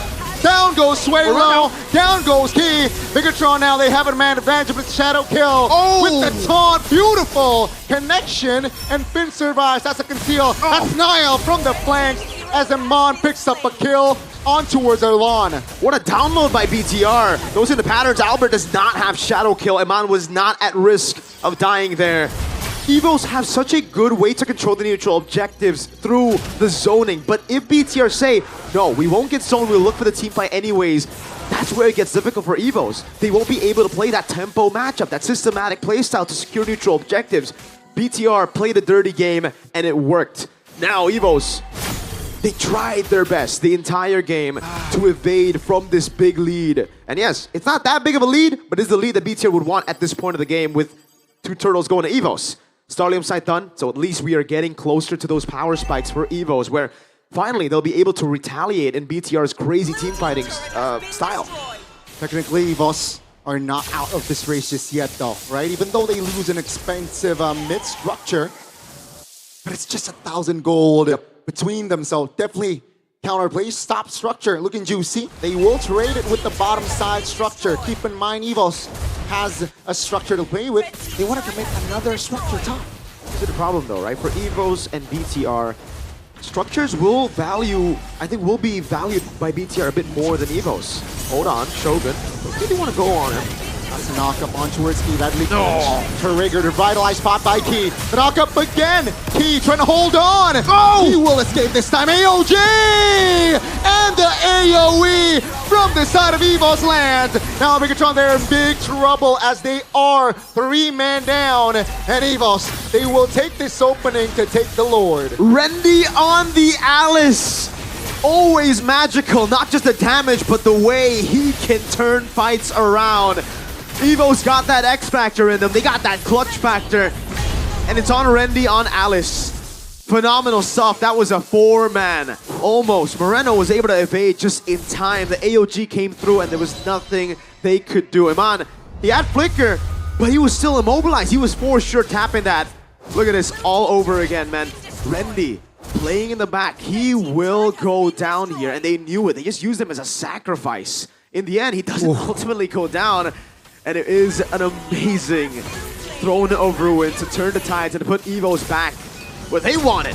They are scaling, so even just going even will be great for them. The fact that they got a Lord, it's so good. BTR won't even be able to utilize those little ambushes they like to do on the Eastern Chin on dangerous grass. 2 minutes ago, Bigatron, they were ahead, Miracle. And look at them now. With that play alone, Evos, they just take control. And now Bigatron, they gotta defend. I don't mind their high ground though. Yeah. Their wave clear isn't bad, but it isn't like Yi Farsa type of good as well. It's really good clear for Iman with the help of Nile as well, but they will be able to get some tier 2s for sure here. Actually, all the tier 2s. Holy Shield in the bottom lane going to be defended. Moreno. Take it low. See though, yeah, but they will defend their mid structure though. And so far, so good for Bigatron. All 3 base turrets still up. You know, Evos they're taking it slow as well. Doing all they can actually tank up the shots for the tier 2. Key! Key jumping in. That's going to be Shogun. Very low. Bursted down by Erlon. Holy Crystal picked up. That's going to be alarming for Bigatron by Vitality. 20 seconds. Oh, Rendy jumps in under the turret. Hold on, wait. That's going to be Rendy just blundering. He will fall. Moreno. A knock-up punch towards Key. AOG is there. And Key with the shield unity will not be able to escape. Erlon finds a connection with the Shaman Force. That's a double. Looking for a possible triple, but Albert will pick up that kill. 3 members from that fight are off. Evos went too far, BTR chased too far, now it's Shogun left to defend, knows him on force, but I don't think you want to take this as Albert. Ooh, Shogun, previous fighter. That's Erlon, the burst damage is there with the Holy Crystal doing work. That's a deadly catch under the turret. Erlon is definitely unstoppable.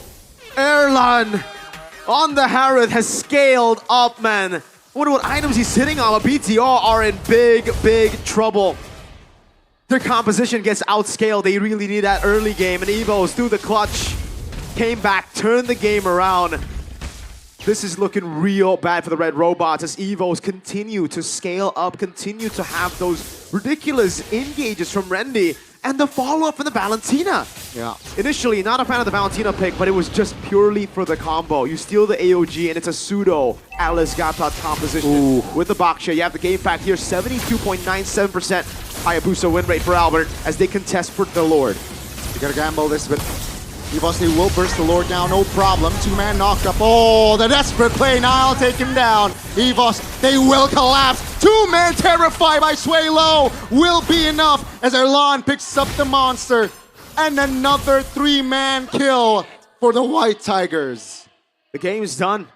There's no way BTR defend this without Shogun, Nile, and Iman. Evos, they're pouncing on their prey. They see a weakness and they go in. It's Erlon.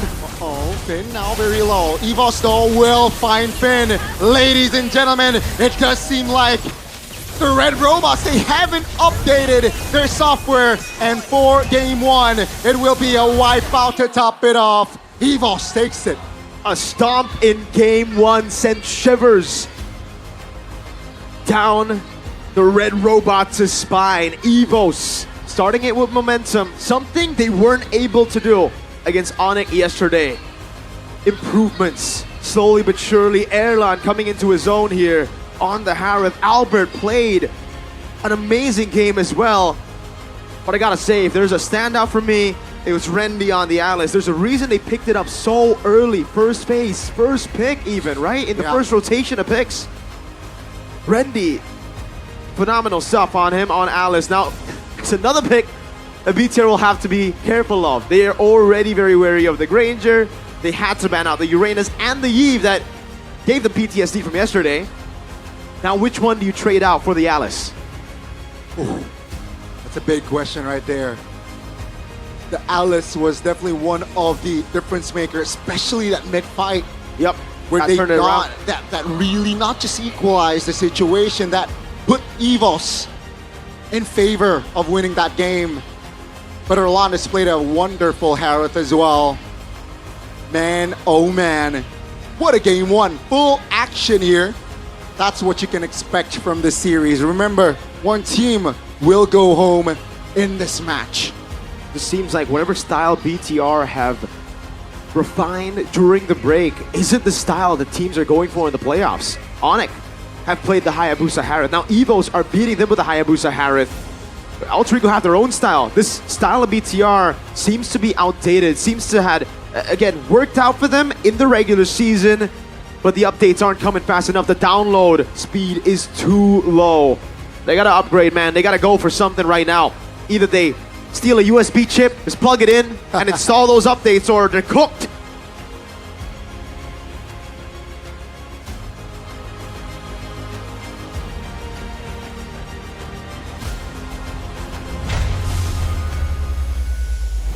The White Tigers surge and roar as they take game one. From what was looking like a lost game for them, that single fight in the mid lane with the combo, the AOG stolen one, plus the Alice ult, which has seemed to be the bread and butter for EVOs. Seems like they have this style where it's just so segmented, you know? It's not exactly a full combo composition, but when the combo does land, it just opens up all the possibilities for Albert and Erlan. And dude, I think, yeah, the engages were great, but Albert and Erlan and their like solo plays, like when they saw small windows, dives in, secures kills, I feel like that killer instinct is what kind of, that's like the tiger energy, you know, the predator instinct. Isn't it crazy, like, the objectively two best jungler in ID in the regular season was Nile and Kyrie. Once we get to the playoffs, it's Albert and Yazuki, bro. How did this happen? Albert on the Hayabusa is super clean, and I'm not surprised when the game fact by Kope came out. 73% on 37 picks so far in his career, and it's going up and up again for Albert, especially in this playoffs. My goodness, this is the fight.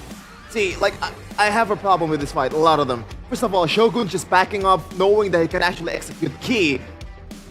While also, the whole team, the lack of respect towards the initial combo. Literally the combo that EVOS use in every game in the playoffs. They should have known this. They really should have. The player of the game, the MVP, presented by the official tournament smartphone, Samsung Galaxy S25 FE, the Hayabusa. Albert, which by the way, we did see a few players stepping up to the plate. Erlan, right? Killing Eman in the base. And then we thought there was an overextension. We thought that, you know, they might have been overextended quite a while. But man, Albert Hayabusa, what can you highlight about this baby alien? I mean, what can you not highlight? The movements were great, the decision making on where and when to get in. Look at this one. This was, oh man. I thought EVOs were already cooked, but this was one of the first instances where I'm like, hang on a second, they might still be in this somehow.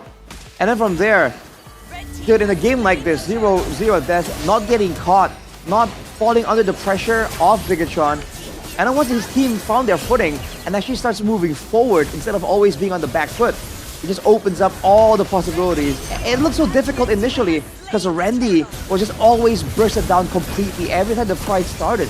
But afterwards, once Randy got some of his items, once some of these scaling heroes in the mid game allowed EVOs to move forward a bit more, that's where things start turning around. And this was one of the big fights where that big combo, dude. Whew, it's just a two-man combo, but I think Bigatron were overextended to begin with, right? Trying to play the outplay game. And from there, look at how aggressive EVOs is, dude. In the base, I thought that this was an overextension. I thought Bigatron were going to come back from this. But somehow, some way, look at the Erlan, dude. Just spots that chance. Saw that all the attention was on the frontliners and just sneaks right in. Same thing for Albert. And that is what makes EVOs, I think, so dangerous. Before you know it, you lost your life. And now we see why they picked up the Valentina. It was purely for the AOG. They can set up for the sort of ruin. But Albert, we've heard a few acclaims, right? Kyrie, obviously one of the junglers who have been able to hit the highest of highs, but if you're talking about consistency, Mr. Consistent. Longevity. Longevity, Albert is the main man.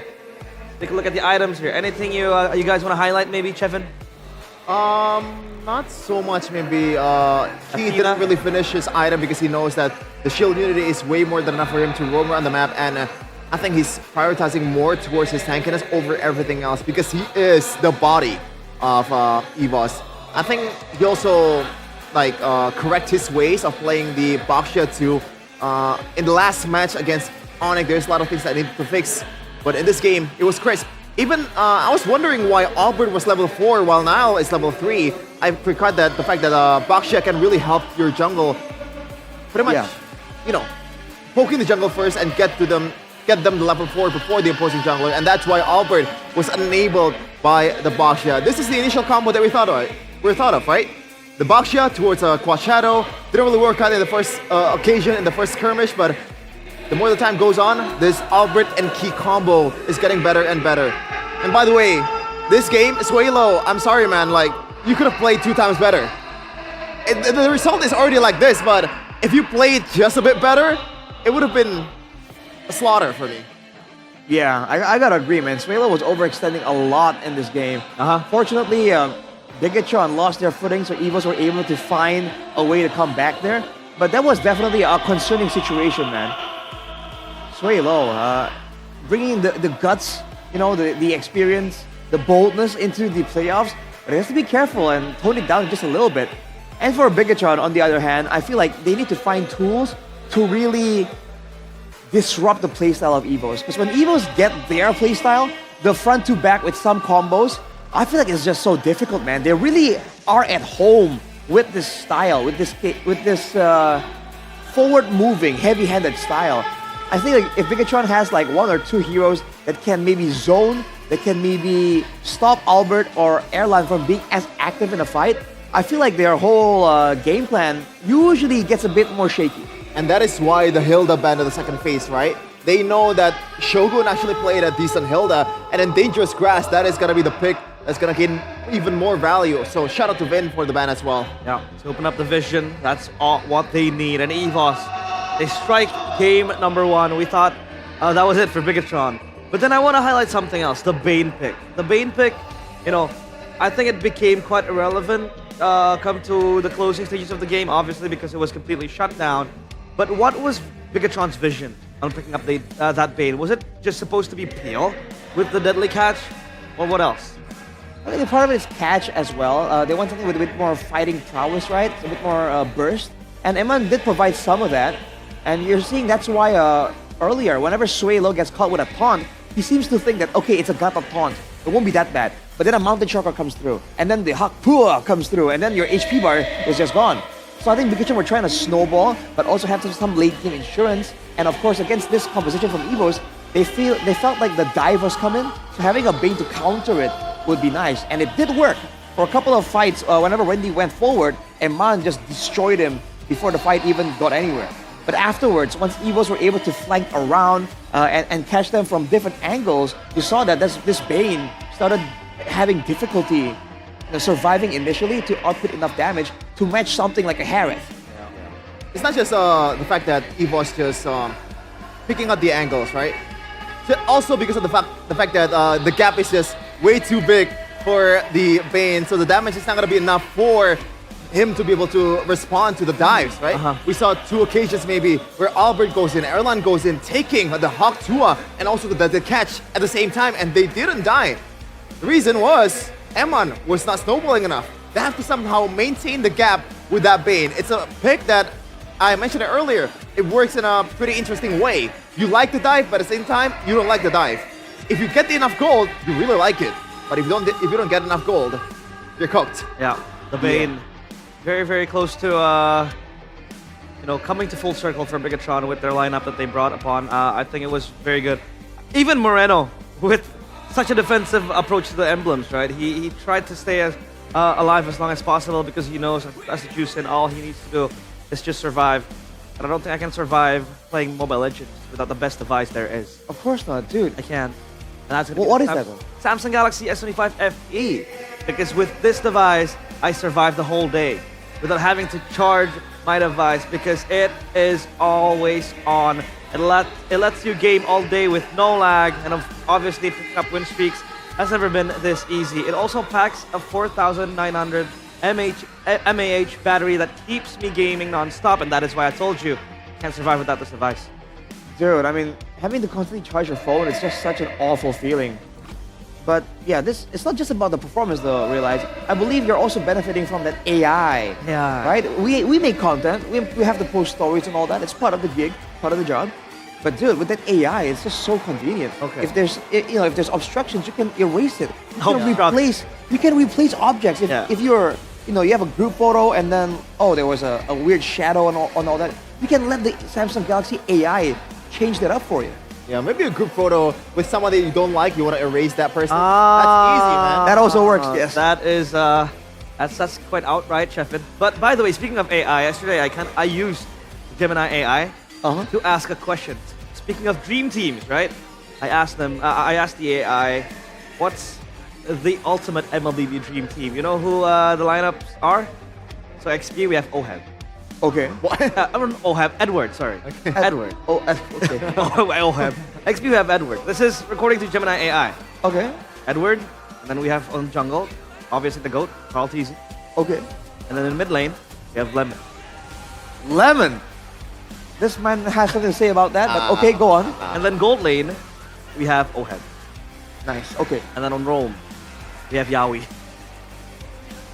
Is that valid? Put it in the comments, guys. But you can get all that AI genius for 8 million rupiah. Can you believe it, dude? 8 million. That's ridiculous for a flagship phone. Some phones these days can cost up to 20. We're getting flagship performance for 8. Not to mention with the cashbacks, it's closer to like 6 or 5. The cashback. Really? Yeah. The benefits as well, because with the cashbacks, you can get your money back worth of up to 2.9 million. You get the travel adapter as well. That's more cost shaved off. Yeah, travel adapter, especially when you're Chefin and Arashi who are traveling back and forth. Without you. Solo? Yeah, without me. Do they have Samsung phones in solo, Chefin? Answer me. I'm gonna get 5 of them and throw it on your face. I'm gonna show you, dude. Do you even know what a phone is? Are they still using landlines over there? Landlines. Then you pick up your phone? Do you play with dial-up, bro? Man, good old days, man. Dial-up and like landlines. I remember. Do you guys remember like your landline phone number? Yeah. Because you need to have to memorize it back then. That's true. Mine is 1839. That's kind of short. Yeah.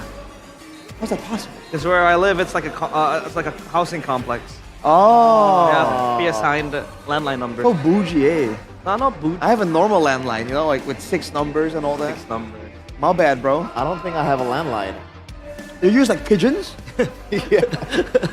Message in a bottle. They use like smoke signals, blanket over the fire, like. Well, but I think Bigatron also need landlines to call back on that draft, because this draft pick recap, what do you think you would change from Bigatron's lineup? Ooh. I would go with more crowd control, because again, like they need to dictate the movements and stop Albert, stop Airline. I feel like they need something more like spammable. Because like they're a bit ultimate reliant, right? Once the deadly catch and the bravest fighter is used up, the AOG, they can stun and get a little bit of crowd control, but there's nothing to constantly keep Albert and Erlan thinking about, hey, do I need to go in? Which is why even against 4 members in front of the base, Erlan's like, hey, I see a chance there, starts dashing in. You gotta stop them from doing that. So something with like any heroes with quick skill 1 or 2 stuns or knockups would be great, I think. Well, for me, like I don't think they need to change anything. It's just a matter of execution. They're just bad in the mid game towards the late game.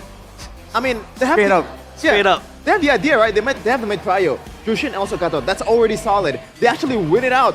They got 2 kills in early game for Nile, out of all people. And all of a sudden, it turned around. They have a good check the control with Lapu Lapu. They have a good late game insurance with Eman. They have a way to punish the dive with Eman too as well. So the game plan I think is solid. It's just the execution is kind of subpar. Yep, but this a two pair right here, Shogun versus Renly, the clash of the rookie class, the XP showdown. Obviously, Shogun is able to bag away that Rookie of the Season award. And now, what do you think? Shogun against Renly. We saw sentiments in which we don't think that Shogun needs to play the Yuzong. Right. It's quite shaky. But with the Lapu-Lapu, he was able to show up. But it feels like Renly, he is fixated on playing that Alice, right? It's been the Alice that has been able to prove to be successful for Evos. And it worked, you know, so like we can't really criticize him for it. Yeah. I feel like in the lane though, it's a bit more even for the two. I don't think we've seen one guy really pull through and show decisively that he is the EXP laner that wins out in this matchup. I think it's still a toss-up for now. We have to wait and see the rest of the games. But I agree with Shevin, if they want to double down on this strat, they can. I just feel like with more crowd control, they can do the same thing while also disrupting Evos just a little bit more. Because you saw that from the itemization, Finn and Shogun bought Athena shields. So they were severely like lacking in damage output. And when they want to go with a bit of a fighter gold in like that, I feel like one of the prerequisites is being able to stop the opposing team's gold laner from being able to safely and reliably output the damage. Otherwise, you know, you just lose from output alone, right? So I think they need some way to threaten Erlan too. I honestly thought the Juicin was enough.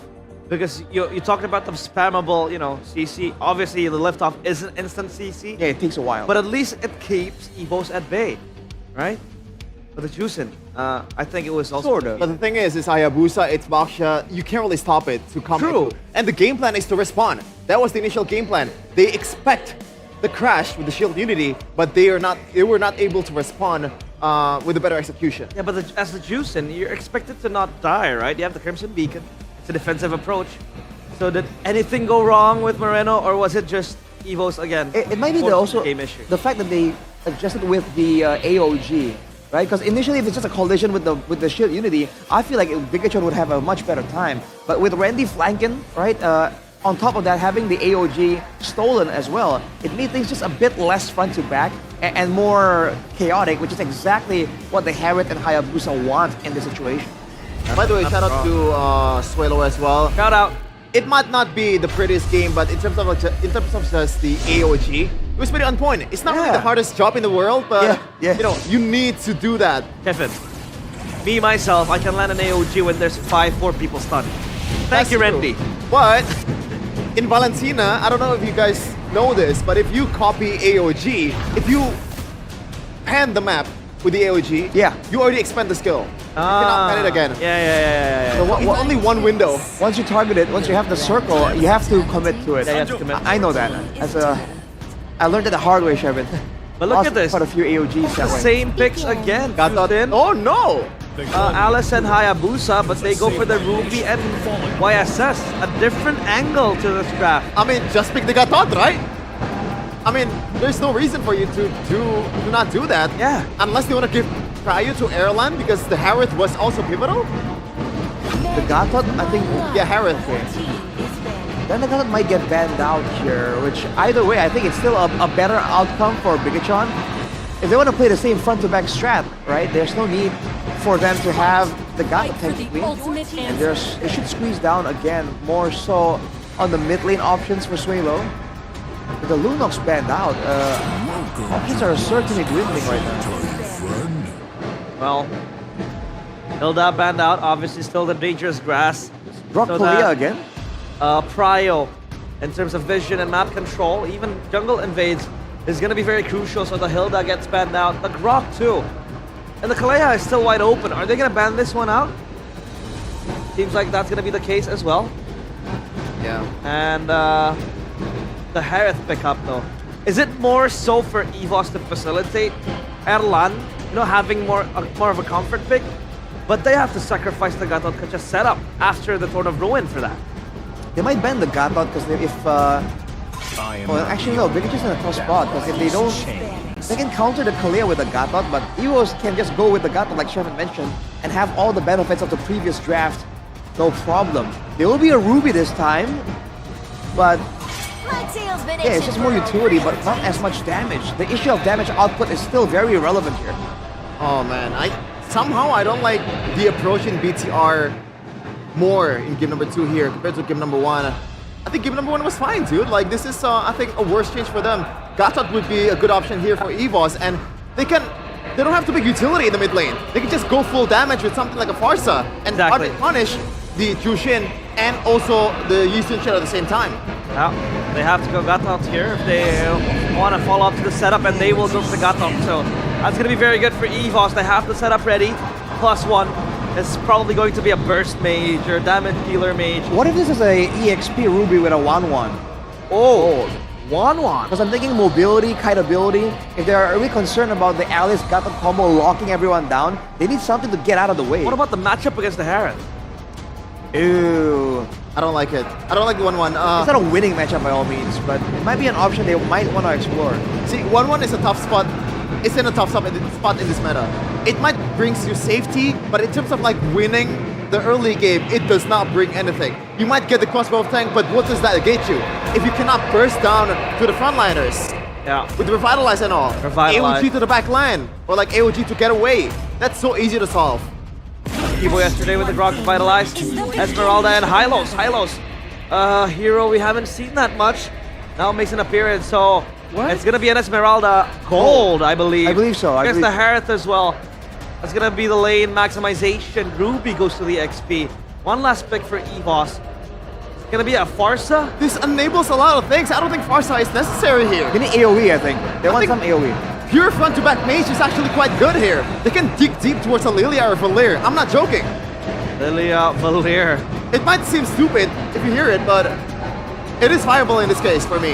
I agree. All these fighters, all short range, if you can just clump them up, push them back away from your Harith. Or Luo Yi? No, still go with Farsa. It's still the best of, the most multifunctional. You can roam well, you can stun multiple members, burst as well.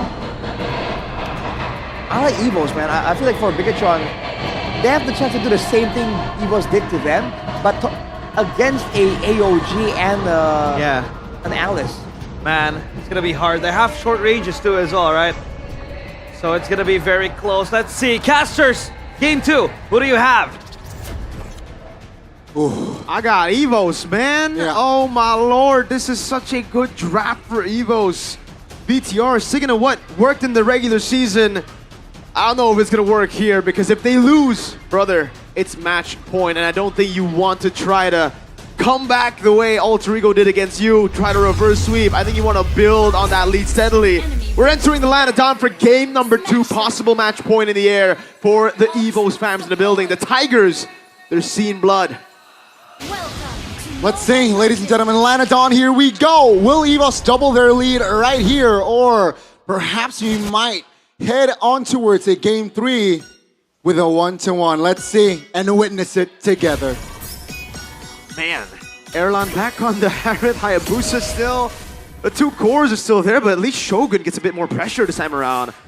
Albert's gonna be careful there. He still is able to get it with the red tree. Shogun's gonna die, right? I think this is gonna be a first blood here for Albert, no? Off the region. He buys so much time. Yeah, take a look at Gatot Gacha though, right? Doing work to deny that farm, and Suelo will pick up first blood. That's a knockup though. Key doing work here in 1v3. Finally will be punished, but that's an EXP for a Rome. You delay the purple buff take by a bit. Niall's waiting here, so he really wants to go on Albert, but do they have enough resources mid-prio? They got that. The green camp seems like will be the only take for Niall. Unless. So far, so good. Okay. Yeah. Tenacity on 3, by the way. Emblems by Games Max here. Shogun, Moreno, and Finn. Now, is that too safe? You like that, Finn? Doing a good job in the mid lane. But Evo's got the prio. They'll rotate up top. Shogun. Did he miss? How many minutes did he miss is the question. Or did it doesn't look like he missed too much. All right. So the advantage here is okay, at least, right? Even with the green camp take, I think Albert has some other compensation, especially later on. I'm on good take on that gold crab. Finn? Ooh. spotted out there. Turtle is up though. That's gonna be the stun Law and Order. Key knocked up. That's gonna be Key trying to hold on. Sway low! Caught there. And that's gonna be Niall picking up first kill. Second kill rather. That's gonna be the Turtle up as well. So I don't think EVOS can contest here. Yeah, good zoning by BTR this time around. Good pick up by Moreno. Really just putting the pressure on the ally so that he can't go for those big Throne of Ruins. Even Iman showing up, by the way. Rotating over after clearing the wave. Erlan will be able to soak in this mid wave. So far, so good. But the thing is, for BTR, it's always been the case. They've always done really well early game. Even last game. This time, Niall has the better Rectory. Or he was technically a level ahead already. Now he's 2.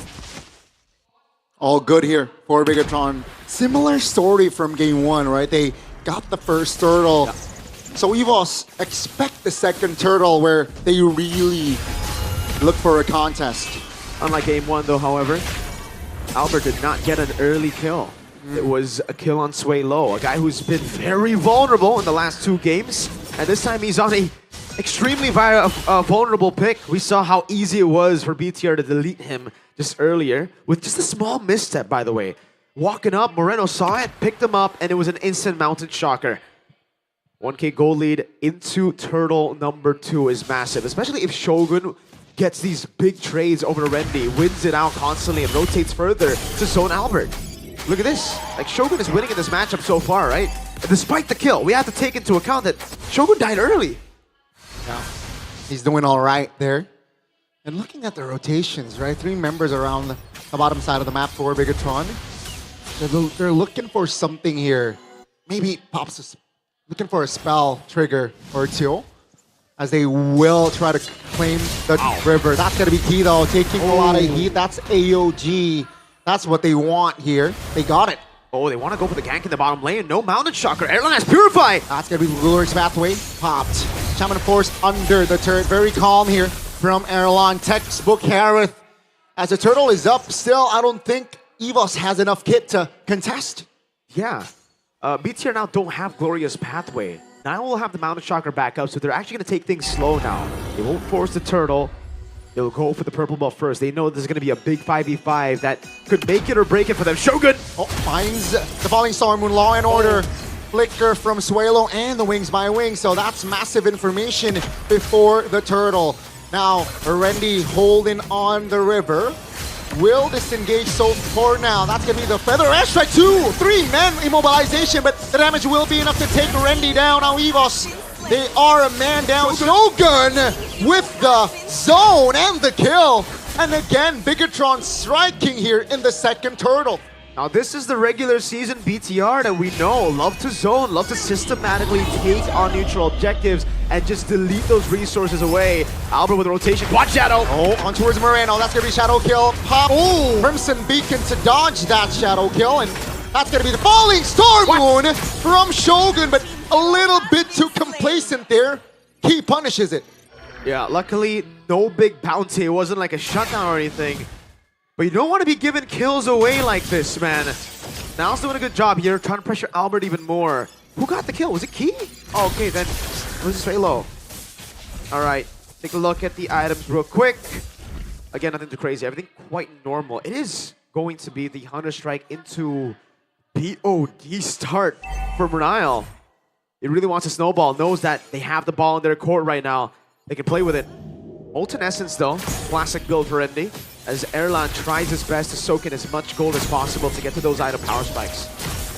Keep in mind here, I feel like EVOS with their composition here, they don't mind losing the early. They have a Harith, they have a Farsa, right? Their high ground is okay with the Hayabusa in play as well. As long as the gap isn't too massive, EVOS can take this blow. So now, Bigatron, they're looking for the initiative here with the invade. That's a stun. Law and Order with the Quad Shadow pop. That's Key trying to provide the cover. Great two-man taunt as Niall caught a little bit too lacking. Erlan from the flanks with the Shaman Force looking for an opening. Doesn't really land. Rendy, looks for a gank there potentially. That's going to be Shogun here trying to distract in the mid lane. That's a stun. That's a taunt. Everything put in the kitchen sink. Shogun goes down. EVOS now looking for a trade. Key is the main target, but Key survives with 1 HP. The timing, man, the hesitation from BTR. Finn got an amazing stun, but now was so late on the Mountain Chakra, enabled Albert to just pop the Quad Shadow in time, outplaying them and putting them in a tough spot. Great move by Key though. That taunt was phenomenal. Landing it on Niall. But firstly, it was Sway Low who got skill 1, who got the ultimate in, and it put Niall down. Now BTR still in control, but as Gani said, Evos can just scale. They don't even care if you take this turtle. Yeah, Bigatron, they look to apply more pressure. They want to take the turtle and the fight. AOG cancel. The Key in trouble now. Wow. Finally, the AOG will cast, and that's going to be no casualty for Evos. They gotta push in here. Total Ruin down already. They might be looking for a time. Law and Order. Oh, they got the structure. Rendy now in the no man's land. Bigatron by Vitality. Very similar to game 1. They got the mid structure. Question is, can they convert in the mid game later on? They just can't get through the lead that they want to, man. Every time they get a 1,000 goal lead, every time it looks close for them to get to the lead that they want, it's a turnaround by Evos. Oh, Feather Edge try caught Key now.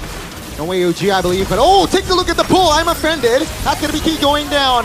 Now Erlan, though, is free hitting as of now. Bigatron applying more pressure. Rendy is in the vicinity. Shadow kill popped. Has the Quad Shadow to go back, and Bigatron this time looks very strong. 1.2k goal lead is nowhere near enough of a lead to sustain this early game composition as of yet.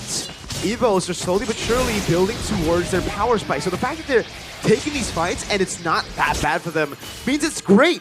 1.6k for Evos is kind of like Evos having a 4,000 goal lead in the early game with an early game composition, because again, like Gani said, they're scaling. They don't need to take all these fights. They don't need to win early. All they need to do is go even. And I think as long as it's below 3k for BTR, it's not the comfortable position that you would want for BTR. Look at those items. Again, Erlan is so close from getting Holy Crystal. They have to push in the tempo, and BTR know it. Bigatron, they look to find Rendy. They got it. Niall picks up the kill. That's alarming for Evos, but Evos looking for some counterplay here, but seems like Bigatron, their formation is pretty tight. 2k now. Yep. So, Bigatron, you can see them just trying to find things around the map, because we mentioned already the scaling is very scary for Evos later on. 1k away from the comfortable lead that they would want, at least by this time, right? Because again, you gotta remember, if they have a 2,000 goal lead here with the lore, they will be able to push it to 4k. Evos are gonna try to fight this out. BTR are gonna play the macro game. They have a slow push down below, so there's literally no reason for them to go for these 50-50s. They gotta be careful of Erlan. That guy is the X factor together with Rendy in this game. If they get a huge burst of damage to the right guy, Niall, by the way, BTR will lose their glass cannon. This composition is a hyper carry Niall composition. Glorious Pathway sent down to Sway Low. That's already wings by wings. Lord is low. The low 50% indeed. Looks for an opening here. Bigatron, they keep things tight.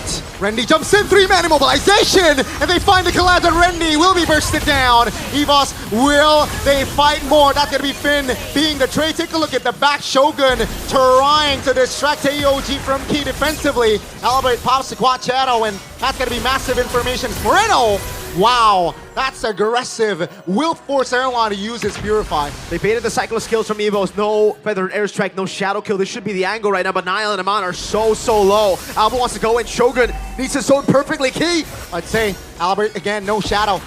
On, I'm offended on towards Sway Low. That's a stun. They want to collapse again. Shadow kill pops, and Erlan finds the kill on towards him. On! That's the burst damage that Niall can give. Key finds a shutdown, though. Albert is low. Looks for Moreno, and Finn a little bit late to the party, but the Law and Order doesn't land. Albert is doing crazy work with the Quad Shadow, and now Bigatron and Evos, they will reset. The hesitation again for BTR. Aman walked forward. They already baited the Zaman force. Niall wanted to wait for the very last second. Understandable because he's low, but that will for sure be a regret for BTR. Why take the fight? Why go for the 50-50s when they had a slow lane pushing in the bottom lane that they could have pulled with all throughout the game? Evos now, everything is under their control. The wave in the bottom lane dealt with by Hayabusa. So even though it's not a slow push, it'll be even. They can fight on their terms. All things back to the build-up here. can see here, the spells are going to activate very, very soon. And I think both teams are looking for that angle, right? Waiting for the spells to activate. Conceal though, so interesting. What's the call with that conceal? They just wanted to get space. They didn't want to give BTR room to breathe. Shogun will not pop the Falling Star, not just yet. Doesn't want to go on key. They got to form these little leads again. That's a Sky Piercer built up for Jusin. Key fading out the Mountain Chakra already. Mid lane falling, and again, BTR utilizing the advantage that they have built for themselves in the early game. The lead is gone. I'm talking about the turret, the structural advantage. Bottom lane also slow pushing in favor of BTR so they can play it as slow as they want. The stun, Albert jumps in, I'm offended. The chain crowd control is there. Rendy finds the AOG. That's gonna be Rendy though, taken down with Niall. Will fall alongside the process. That's gonna be Erlan though, looks for an angle. That's gonna be Erlan now, pushing back, disengaging. Shogun pops to Purify. Amon jumping back, but that's gonna be Amon taken down. Ladies and gentlemen, Erlan picks up a double. That's a massive double in their power spike. Erlan has all the items he needs. And again for BTR, now with the overstep, getting caught by the immobilization, it's back to back. Rendy plus AOG. In game one, it was Sway Low with the follow-up. This game, it's the actual Gato Kacha. As BTR have lost all their lead, the early game looked not even too good for them. It looked decent. Evo's capitalizing. Erlan! Not to conceal, they want a 5 taunt. Oh, a little bit too aggressive there. Niall finds the big shutdown on towards Erlan. What the heck? Why? Guys, you have your... Oh, man. Oh, yikes. Shogun will just open it up now. That gives BTR some more room to breathe, but it should still stick to the same thing that we talked about. The scaling is a problem. Unfortunately for Evos, they won't be able to get much of a lead because Erlan fell through. Man, so much disrespect from Erlan there. Just play it slow, my boy. You don't need to do all that, you know? You're doing too much, and now Suelo's gonna be caught because of it. Oh, I don't like this fight. Suelo pops the flicker. Moreno. Oh, great knockup. Suelo goes down. Evos, questionable calls here, even though they got the Lord. Okay, that was all Erlan, like the first mistake. But why are Evos even fighting a 4v5 when they have no damage aside from the Hayabusa? Aside from the Harith in that position.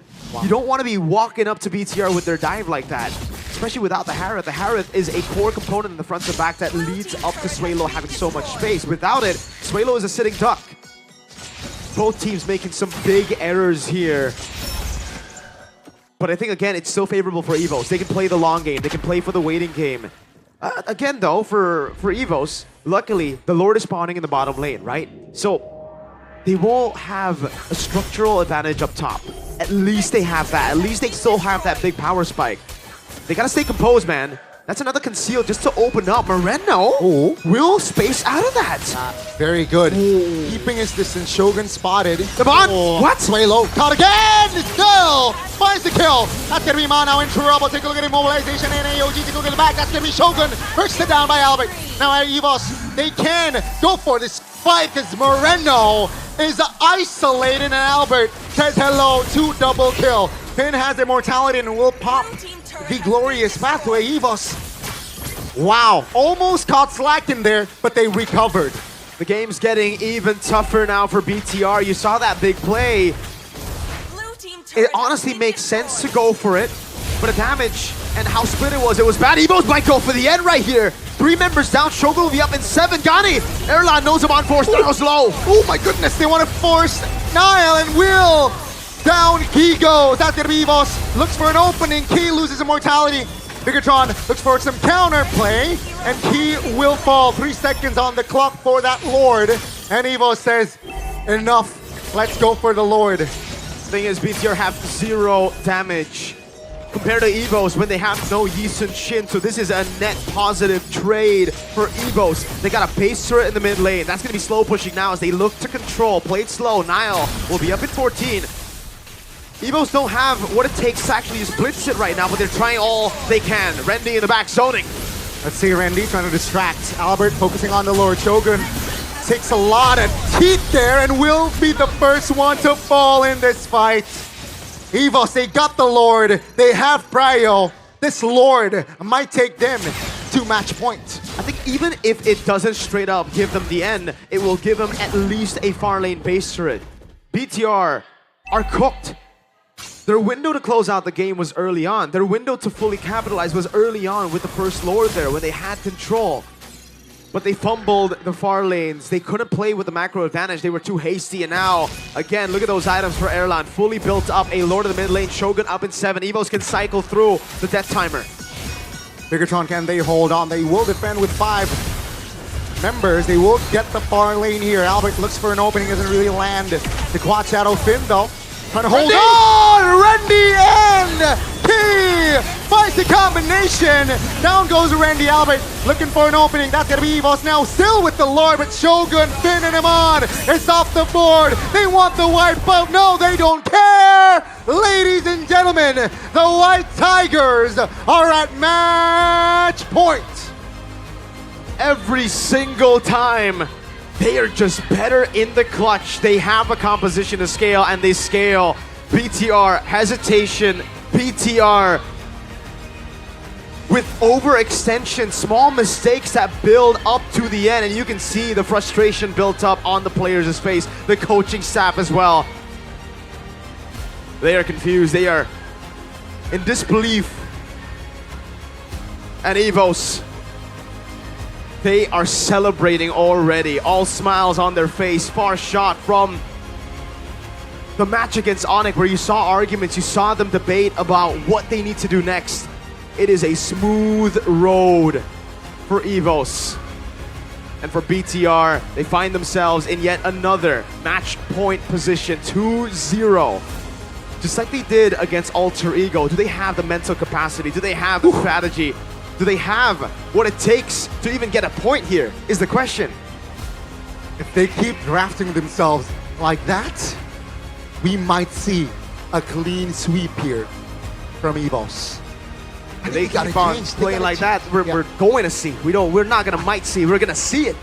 I think they got to change. They got to have red side now. They might need red. They might also need to stop playing the fighter golds, because they are just not clinical. They are not composed. They are super panicky. They are just going in randomly so many times. And it's all in the early game. We get to see this moment right here, but this moment, it was already kind of cooked. We knew that the worst case scenario for EVOS would be a free base turret. The best case scenario, yeah, they get a combo in, they wipe them out, and they end the game. They get the middle ground where they got a few, they almost wipe them out, and they end the game. But I think they don't really care, right? Because again, it's all about scaling. It was all about how they weathered the early game BTR storm. If they can do that, then it is heaven for them in mid to late. And it is heaven for them mid to late. We're going to throw it over to the panel to dissect this game. And man, I think they have a lot to say.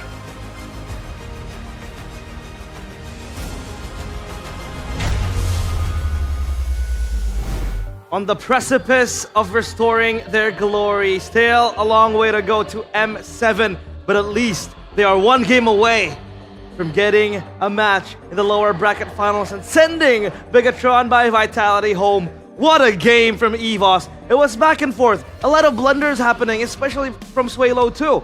But Bigatron, they share the same expression. They also have their own share of blunders. What is happening? I mean, dude, if you look at Shevin's face, the whole time we were watching, it was angry. It's like, what is Swalo doing? How is he getting caught so often? And for me, it's the opposite.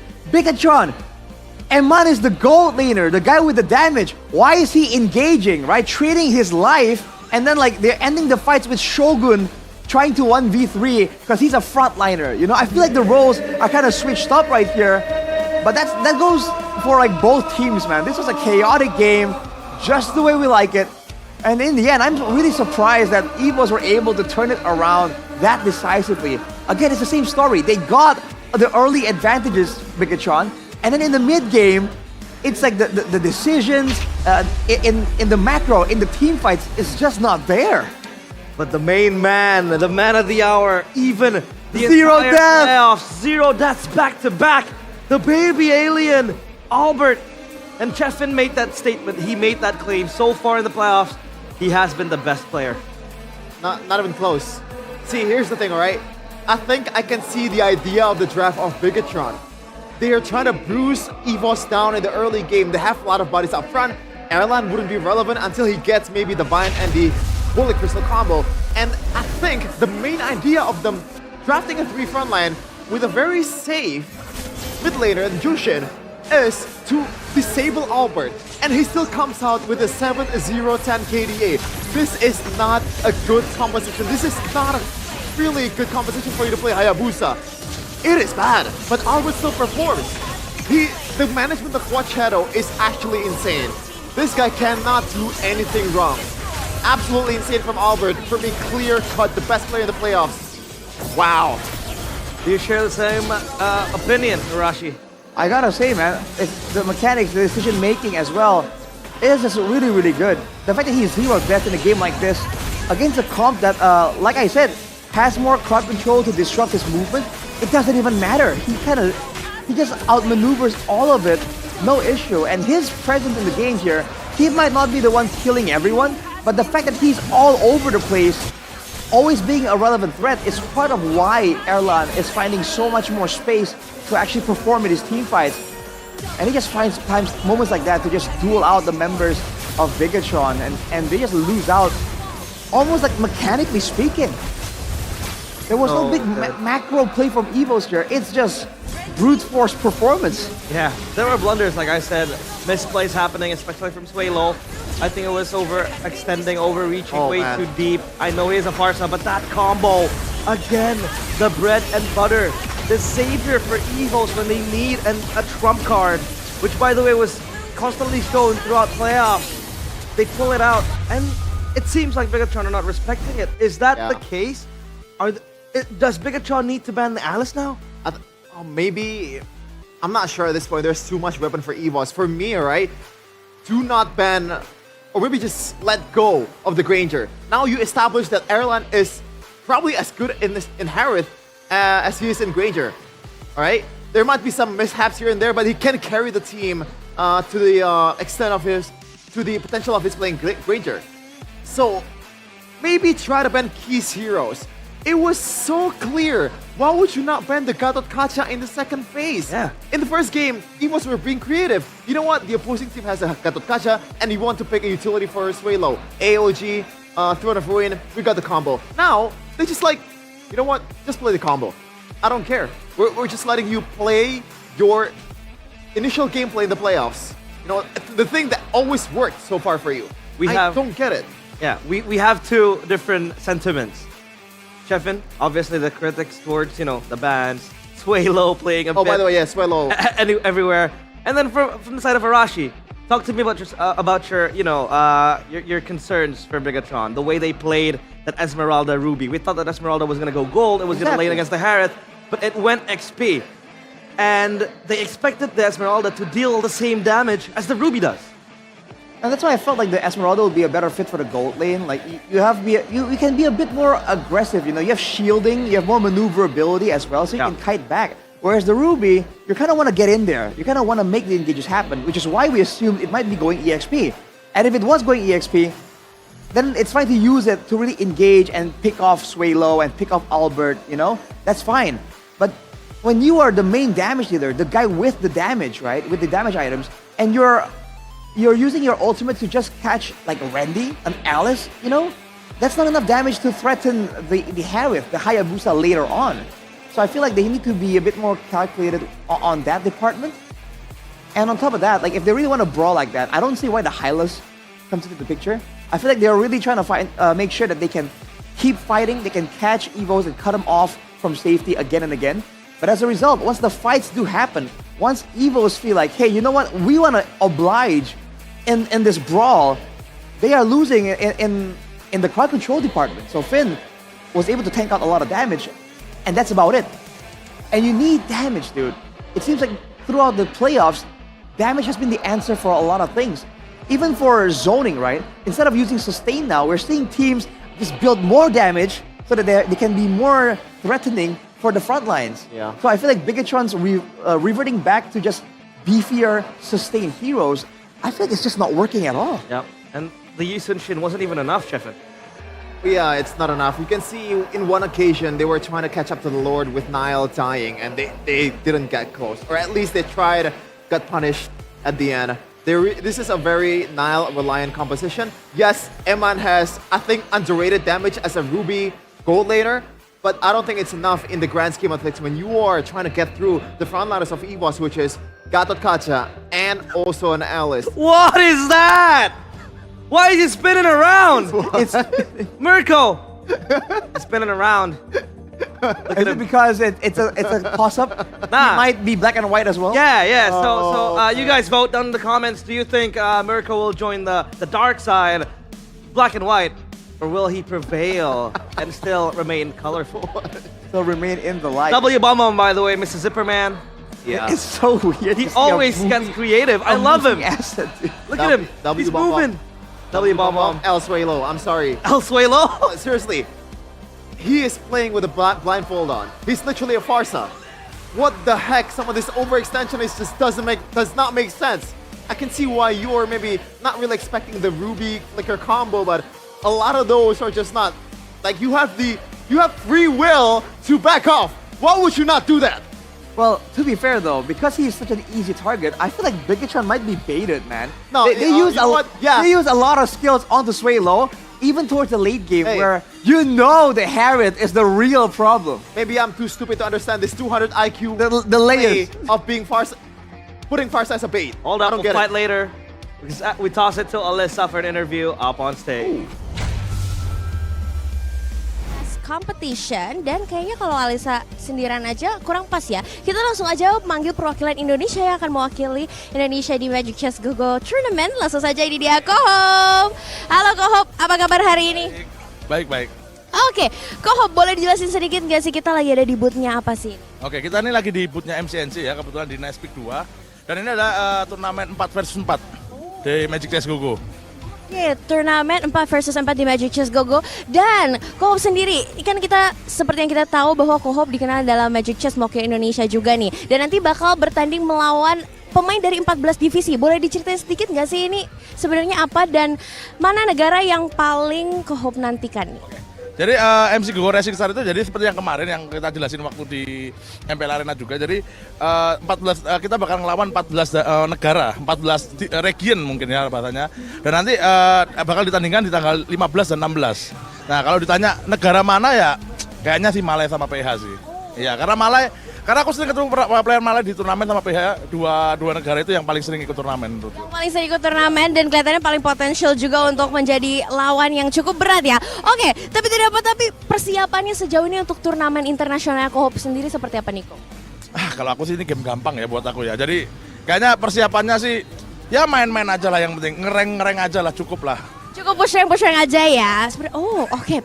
Kecil kayaknya Kohop bisa sih jadi juara satunya ya. Kita semoga. Oke, tapi ada strategi khusus atau rahasia yang bisa dibocorin gak sih ke super fans? Tapi kalau rahasia kan namanya rahasia kan nggak boleh bocor harusnya. Cuman ya kalau misalnya menurutku kalau misalnya mau Racing Star ya, apalagi kan Racing Star itu adalah orang-orang yang udah dipilih setelah berbulan-bulan turnamennya. Jadi nanti harusnya mereka udah punya strategi sendiri sih. Jadi masing-masing sudah punya strategi karena mereka Rising Star dan kayak udah mempersiapkan lebih jauh. Tapi ngomongin soal persiapan nih, seperti yang kita tahu ada peran-peran yang mungkin menurut Kohop nih mana yang lebih superior antara low roll atau pemain high roll? Oke, jadi mungkin low roll itu roll bawah dan roll atas ya. Tapi aku sering bilang juga sih kalau roll bawah itu adalah gameplay untuk cari poin. Nah, kebetulan nanti Racing Star kan juga main poin, jadi dia bakal nyari poin untuk cari 4 besar atau 3 besar. Nah, kalau untuk high roll itu untuk ngunci gamenya. Jadi misalnya kalau misalnya butuh juara 1, ya kamu mau nggak mau harus roll atas karena roll bawah susah banget untuk juara 1. Oke, tapi permainan di roll atas itu juga cukup sulit ya, Kohop? High return. Jadi kalau misalnya mau high roll atas bisa tusun sekalian atau bisa juara 1 sekalian. Oke, jadi go big or go home juga ya untuk high roll ini. Tapi kalau Alisa pengen tanya nih, menurut Kohop sendiri, apa sih meta yang no brainer banget nih? Untuk sekarang sih meta cukup nggak ada yang terlalu OP banget, nggak ada yang terlalu meta banget. Cuman yang paling sering di turnamen mungkin kalau aku bisa Stargazer sekarang. Iya, Stargazer paling sering dipakai di turnamen. Yang paling sering dipakai di turnamen dan mungkin paling menjadi yang no-brainer sekali nih. Tapi sinergi favoritmu di Magic Chess sendiri apa nih, Kohop? Dawnbringer dong. Iya. Aku bakal di live dipanggil Bapak Dawnbringer kebetulan. Iya.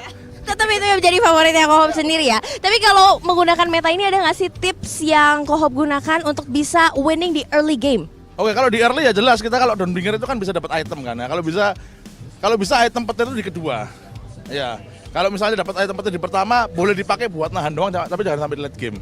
Oke, itu ya tipsnya. Jadi terapkan nih untuk tahan dan juga di early game kita bisa lihat bisa digunakan juga tips-tipsnya. Tapi kalau penonton pengen belajar juga nih pastinya dari Kohop, bisa nonton live-nya di mana sih di tanggal 15 sampai 16 November itu? Di Magic Chess Gogo official. Untuk turnamennya tanggal 15 sampai 16. Oke, jadi langsung aja ya dikunjungi di YouTube-nya MCGG and official channel-nya di tanggal 15 dan 16 November. Dan terakhir Kohop, apa harapannya nih sebagai perwakilan Indonesia dan juga untuk teman-teman yang lagi rising star? Oke ya, semoga ya kalau misalnya untuk perwakilan Indonesia ya semoga yang menang ya Indonesia. Dan yang menang ya ada di depanmu kebetulan kan.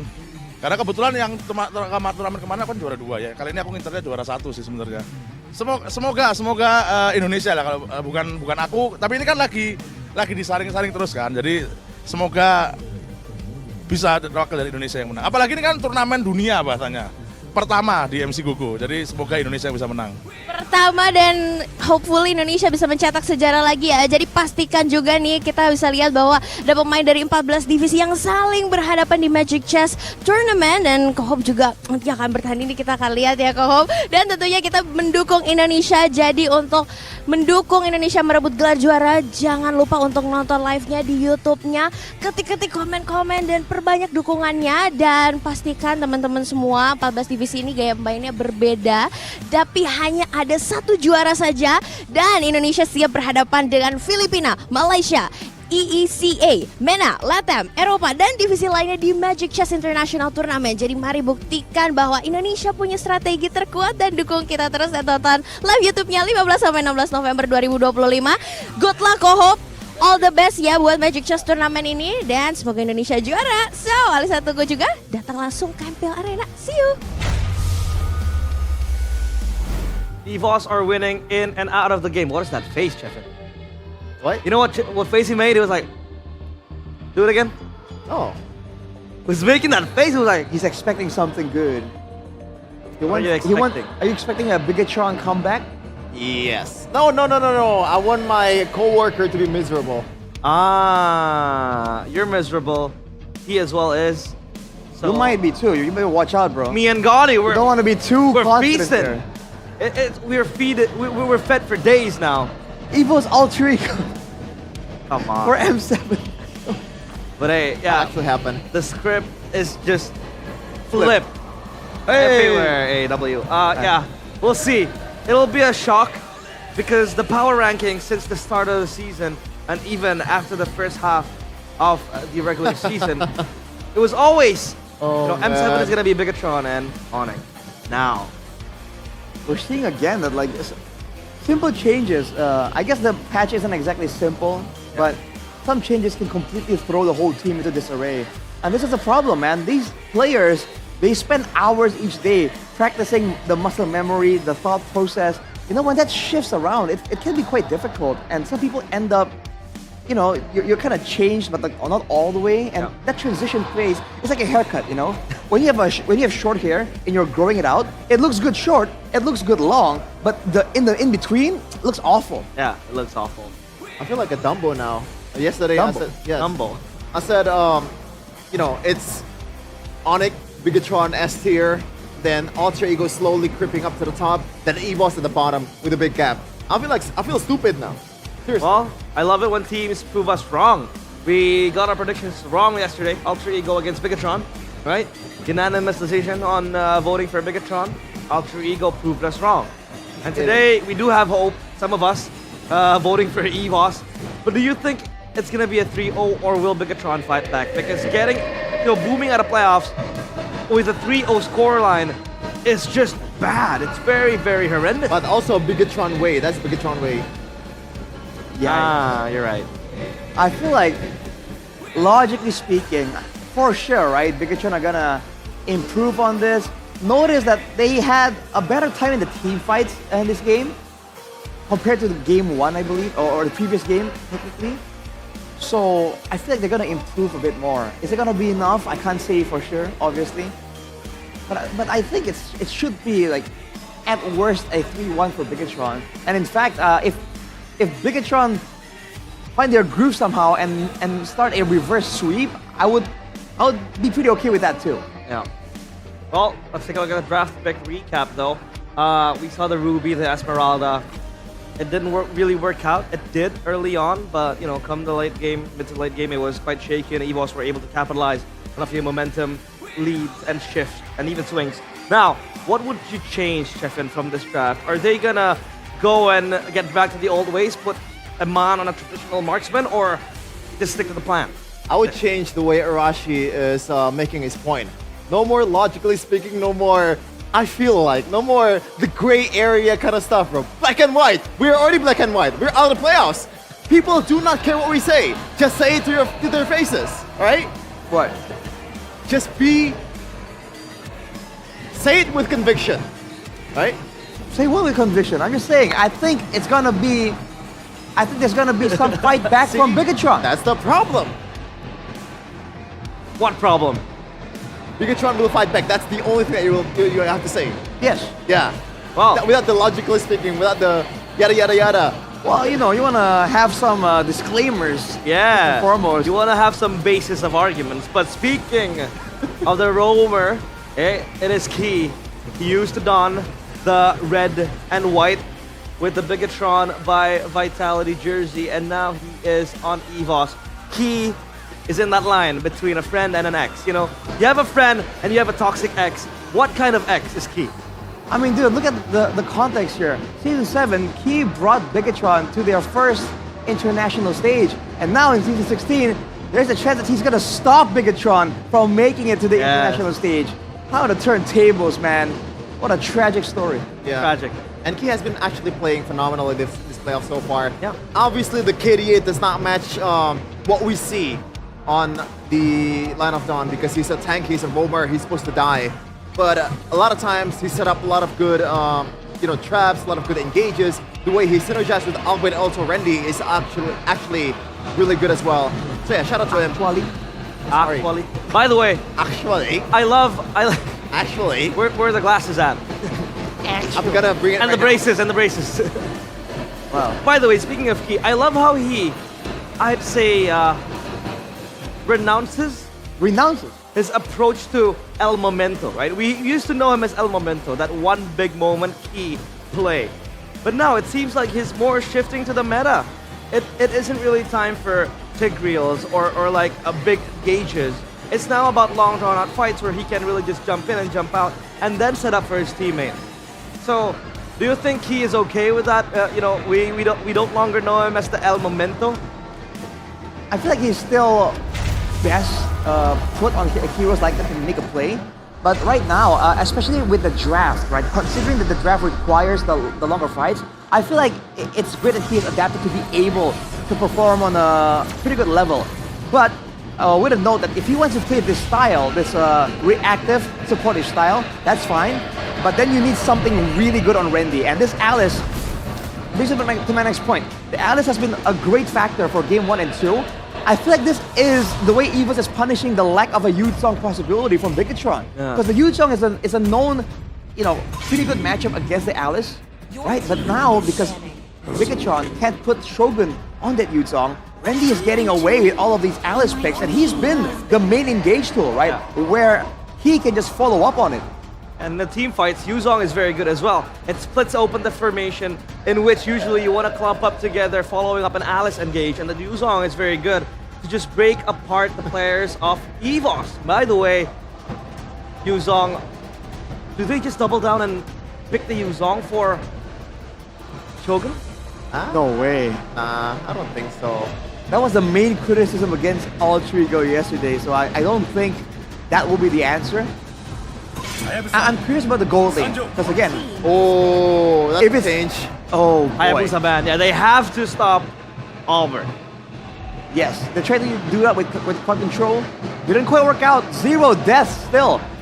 Now without the Hayabusa, what other heroes can have the same kind of mobility, the same kind of in and out that can allow Erlan that space he requires to carry?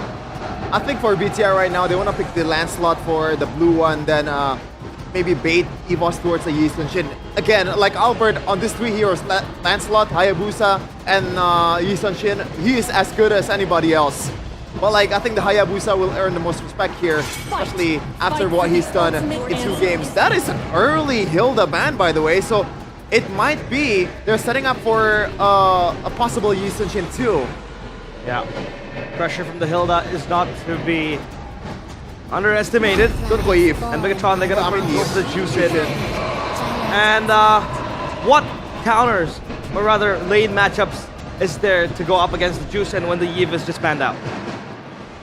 Well, depends on how you want to counter it. If you want to just go for the clear, then bring out the, well, they bring the Lunox out, but usually you can bring a good roamer to supplement the clear. Oh, no, Ranger! We forgot about that.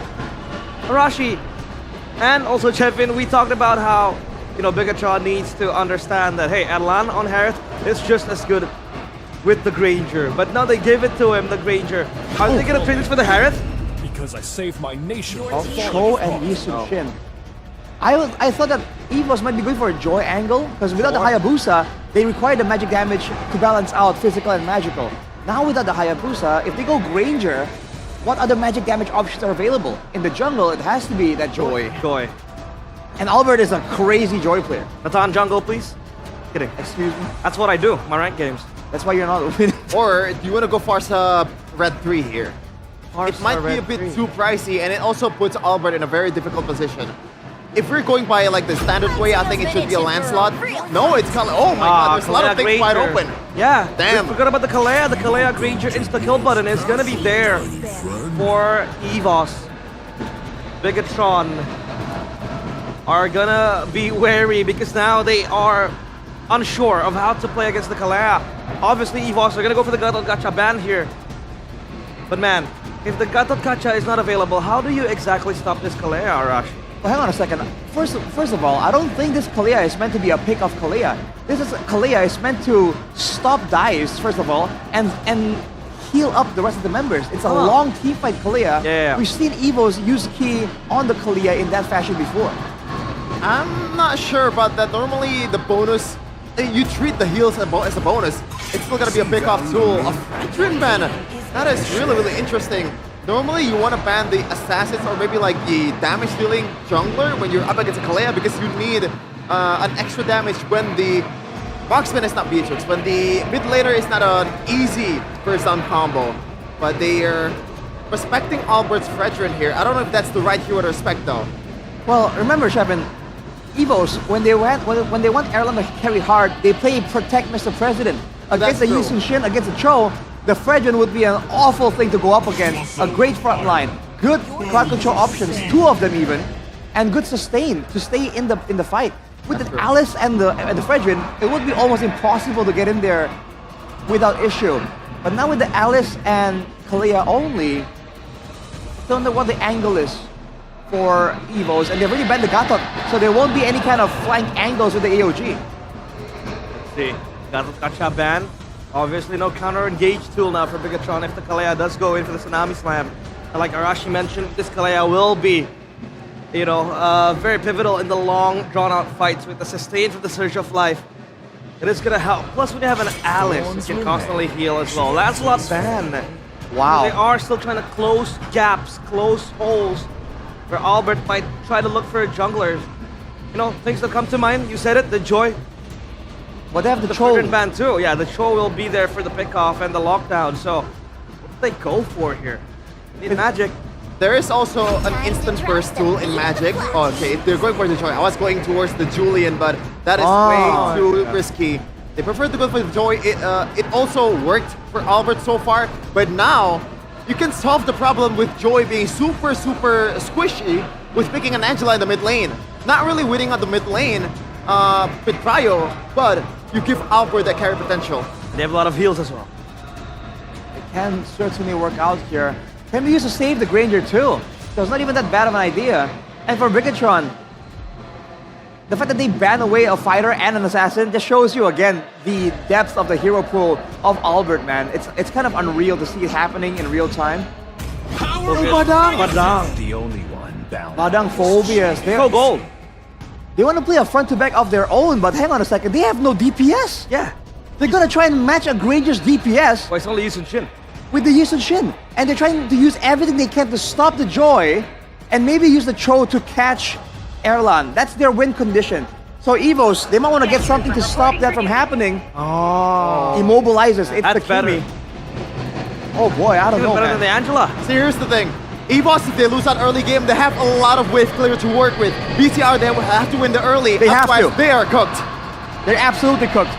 Without a snowball, there's no way Bigatron have enough damage to really be a threat in the fight. And they're gonna have to go through all of this crowd control, including the traction pulse, the immobilizing beam too. Is this the end for Bigatron? EVOS will take on the field. Goni, tell me, is Mirko crying? Mirko is crying indeed. If First time. This ain't the first time, man. You were crying backstage. Backstage. Not here, though, realize, all right? We got to keep it professional here. The Garuda Wings are going to bring us back into game number 3 in the land of Dawn. BTR might be eliminated by our ex-captain, my ex-GOAT. He's still my GOAT. Key. Evos, game 3. They've gone for the same exact pattern of draft in a way where they just want to scale. The pressure's all on you, BTR. You get the early game, sure, but you have to play perfectly. So it's on us to weather the storm. It's on you to push the tempo. Let's see, boys and girls, Bigatron, if they lose this game, their journey in the playoffs will end. It's over. Let's see if EVOS can make that happen here. Game 3. Hey, man.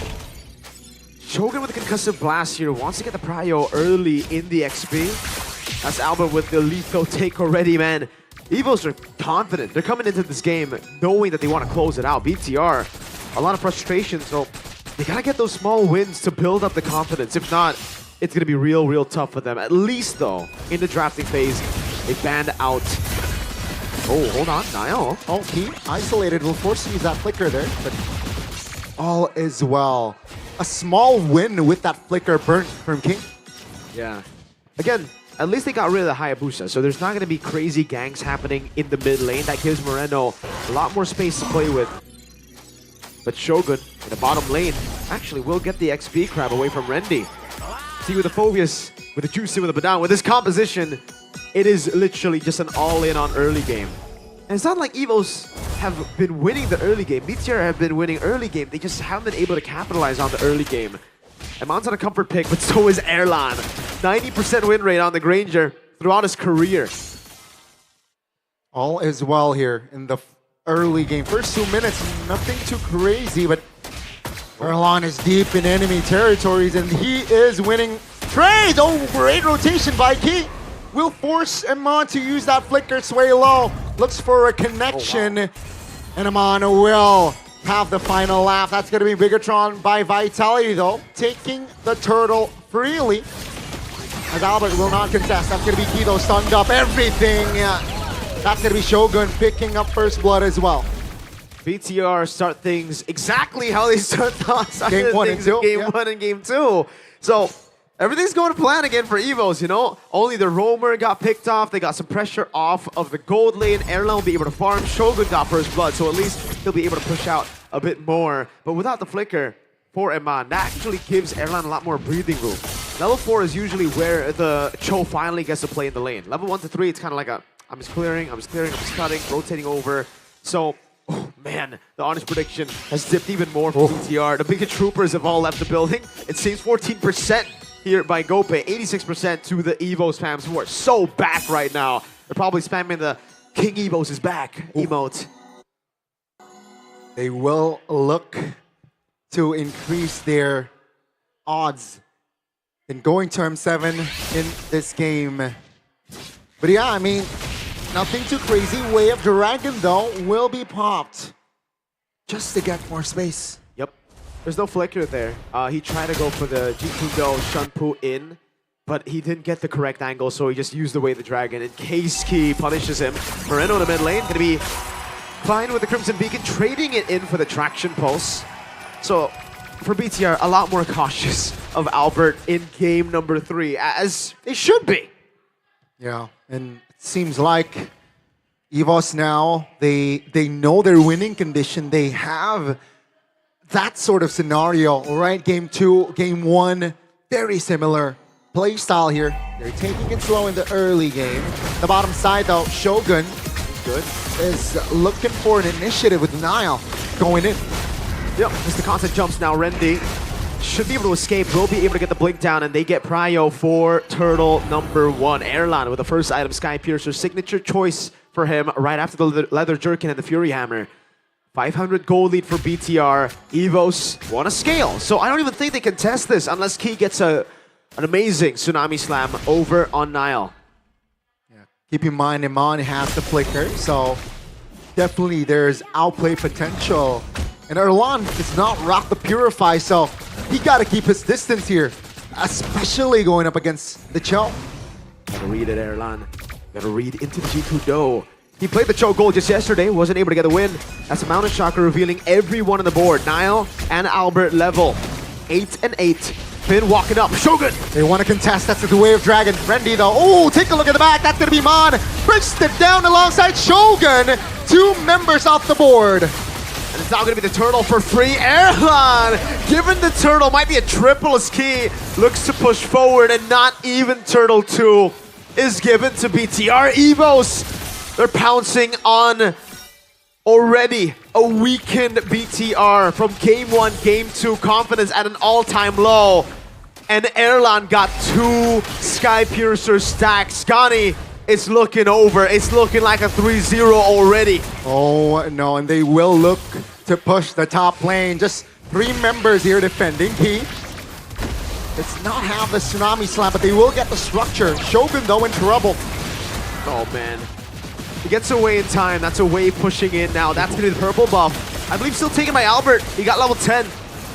And EVOS are the ones with the early game with a scaling composition. Albert's walking up. BTR, they don't know what to do. They are shook. They definitely are shook here.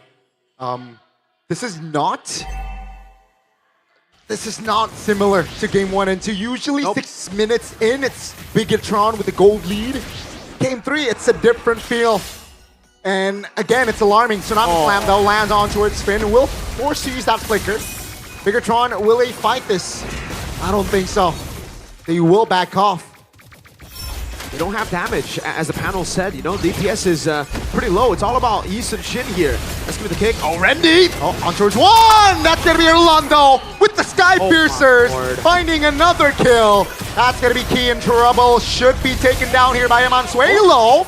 Very, very low, but Albert a little bit too deep there and will be punished. Bigatron, they finally breathe a fresh air.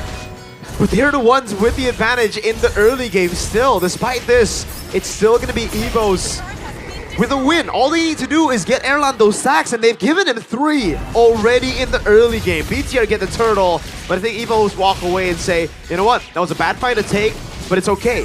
The fact that they won turtle 2, that was a kind of like a free attempt for them. It never would be, it's not fatal at all. For them, they can still scale. Erlan's all good. As long as Erlan and Suelo are safe in the back, I don't think that really matters. Nile, found a shocker. The formation here is quite iffy, and Key should be punished. A little bit too over extension there. That's going to be, Amando bursted down again. That's going to be Rendi. Oh, clutch blink. But yeah, it's a similar story. Game 1, 2, and 3, Bigatron, they got the mid structure.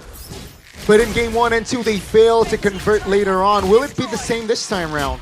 They need to shut down Erlan, dude. Because again, 4 kills. Hey, they're getting some kills here. They're getting kills on Key. You gotta remember right now, the kill stat, the gold lead is moving back to BTR. They got 2 turtles, sure. Hold on, Albert. I think he'll take the purple buff for free here. Yeah, nothing Moreno can do about it. He picks him up. Ooh! Cyclone Eye. The Cyclone Eye gets him out. And for EVOS, look at the kills. It's all on Key. Meanwhile, for EVOS, they got 2 on Iman, 1 on Shogun, another on Finn. Fraction pulse on Moreno. Good peel. Very well managed there. Wow, okay. Moreno says, you know what? I don't care. I'm going to build a Sky Piercer. Looking for opportunities. He needs to. Perhaps, yeah, he needs to, right? At least to create more opportunities. But that's 30 seconds on the clock for our first Lord. And Bigatron, question is, do they have enough lead gold-wise to contest? I think they do. I mean, at this point, all they need to do is contest. They can't do anything. They can't trade against the scaling comp. Well, you can, but you don't want to. You know, it's not the optimal route. That's an endless battle, so at least more damage for Iman to try to threaten Airline, because they really need to kill Airline. Airline has 4 stacks already. Well, 40 technically with 4 kills. He's halfway there to fully stacked up. He's halfway there from getting a Savage again in the playoffs. First Lord is up. Both teams, they all have their spells up as well. So they're ready to go a big 5v5. And this Lord definitely will either solidify the lead for Bigatron or perhaps turn it around for Evos. It's make it or break it, do or die. BTR need to look for a big fight, but Evos know it. That's why they're like, we're just holding it in. The broken walls enables us to actually play around it. BTR cannot go for a Shogun. Shogun immobilized. That's going to be Shogun jumping in. Take a look at the back. That's going to be, oh, Randy jumping back. Oh, Shogun very low, taken down. Amanda will find Randy to 1-for-1 for the XPs. That's going to be Evos. Now looking for the collapse. Down goes Finn, but Iman isolated as Zalon picks up the triple kill. And he stays alive, 70 stacks. Even if Evos got wiped out, as long as Airline stays alive, he's good. That's 70 stacks again. We were talking about him being halfway there from 80, halfway there from pulling off those kind of savage plays. And he's gotten 3 more gone. He's now 1 away from fully stacked up. They have the man advantage. They have everything to get this Lord. Oh, damage from Albert cannot be. Oh, back Tsunami Slam. Down goes a Lord. Down goes Niall. And down goes Moreno. Evos, they are showing up here in the lower brackets. 2K gold lead already. 2K gold lead, and that right there is the biggest 2K gold lead. You see Randy dumping in. That's going to be Shogun in trouble. They want the structure. They will get it. And Bigatron, their playoff run might come to an end. It might.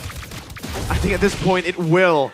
Again, this 2,800 gold lead is not a 2,800 gold. Well, it is technically, but look at that. Look at your screen right now. 80 stacks on Sky Piercer.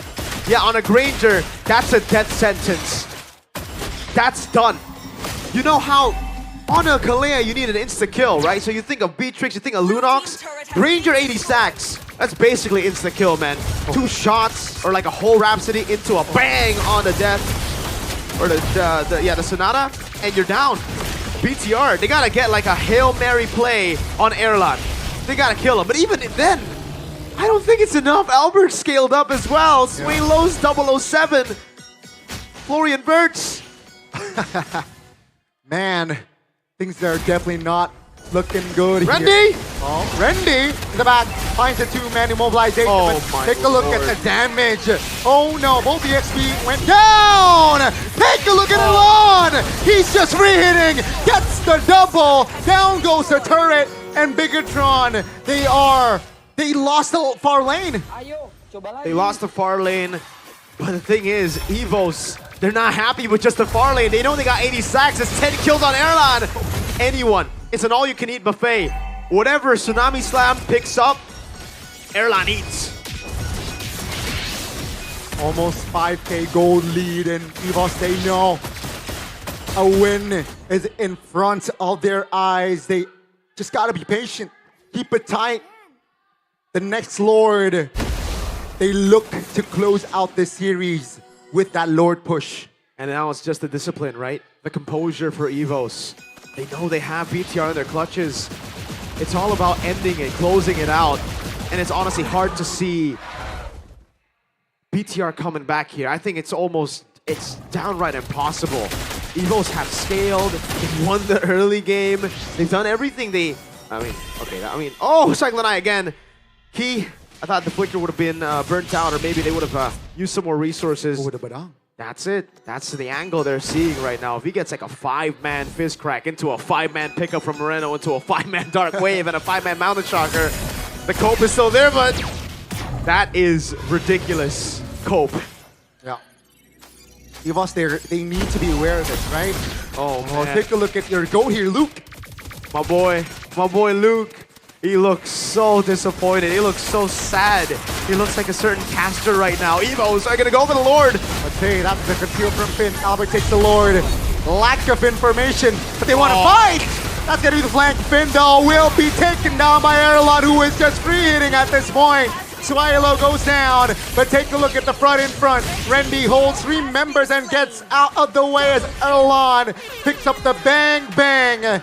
That's a double. That's 12-0. Erlan even up against Dewa on the Granger. Last game was 11-0. He's beaten his own kill lead here, or his own kill stat. B-tier can delay a bit more. They were able to get 2, so they can defend this Lord.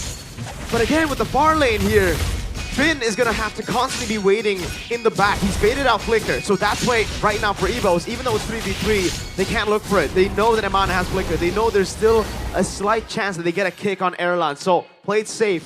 It's 80 stacks. It's 12 kills on. Evos though, play front to back. I think they're doing a bit too much right there early on in the fight, right? They went in for... They try to win on all fronts, but they can just win through Erlan. The Lord, yeah. Play in the back through your backliner. There's no rush right now. You can see the items already building up for that joy, for that kidney as well. The glaive, very, very important item. And the Holy Crystal already built earlier on for Albert. So even let's say Erlan gets picked off, they gotta deal with the magic power from Suelo and Albert, which is still tremendous. Absolutely. Yeah, it's one step at a time for BTR right now, right? If they really want to come back, which is, I don't know how they've been able to actually stay in this game with an 80-stack Ranger. I thought this would be like an 11-minute game, 12-minute game with the first Lord. So far, they have been able to defend 2 Lords with a Phobius, by the way, that has completely fallen off. Oh, Evos. So, oh, yeah, the goal benefit not good. Again, it was because they try to win on all fronts instead of just playing for the Granger. I think now they'll learn from that mistake, though. They won't be making the same mistakes over and over. It's all about killing Granger. Granger has Flicker back up, so you're going to have to bait that and then re-engage again, which isn't really what BTR's comp can do. It's kind of like an all-in composition with the focus. Once you commit, you got to go in, or if you win, you win. If you lose, you're out, really, right? Because it's a cycle of skills as well for Finn. If he fails an engage, it's done. Evos, look at the leads again. I mean, we're just going through the leads again. Technically, BTR have been able to slow push here, and Evos have actually like loosened their guard down a bit. That turret should have never fallen. They have a far lane push over constantly with super minions. Not slacking there. Evos cannot play it too safe. They have everything that they need. Crimson Beacon, though, that's info. Shogun now pokes. Oh, that's the flicker. That's Rendy in the back, healing a lot. Shogun in trouble. Albert, take a look at that. Erlan finds a free kill. Take a look at your mini-map. That's the mid lane already. Rendy trying to distract him. Erlan is here. Finn loses immortality, but take a look at Bigatron. They cannot hold on. And he still has Flicker, Erlan. He buys him with a nature back up again. That engage from Finn was a Hail Mary. BTR, the fact that they were able to get Rendy was already kind of like, wow. But Evos, they will just play for the Lord now, and BTR are on their last legs. They gotta make a play somehow. Not here, though. I don't think they can. That's free Lord. Oh, he wants to go for it! Oh, Tsunami Slam is there! And Erlan picks up the legendary 15-0-1. What a way to close possibly the series out. No Eman, just Finn now. No damage, just Nile. Moreno. Oh, some beacon popped. Enough to keep its distance. The Lord is spawning in a couple of seconds. And ladies and gentlemen, this Lord might be the final Lord in this series. They're knocking on the doorsteps. Heck, they're banging on the gates of BTR. Trying to drag them out of their homes and send them back home. Evos with a 5,000 gold lead that is absolutely deceiving. This is more like a 10,000 gold lead with the Rose Gold Meteor, and with the nature. How are you gonna kill him, BTR? Let's see, EVOS. The top 3 is within their sights. All turrets down, just the main base. Moreno holding on, Shogun has immortality. The Lord marches more. Oh, Shogun goes down. Now it's a 5v4 with the Lord at 6. Ladies and gentlemen, that's a stun from Finn, but it will not be enough. You can see Bigatron, they fought hard, they tried, but it is just a lawn. And it is all over for EVOS. They got the win in a clean sweep fashion, but Bigatron, what happened? It's been 6 years since EVOS made it to the M Series, and now they're a step closer to stepping in the big footsteps that they have left for themselves. What is this, my friend? EVOS, a step closer from regaining, stepping back into the glory that they had once before.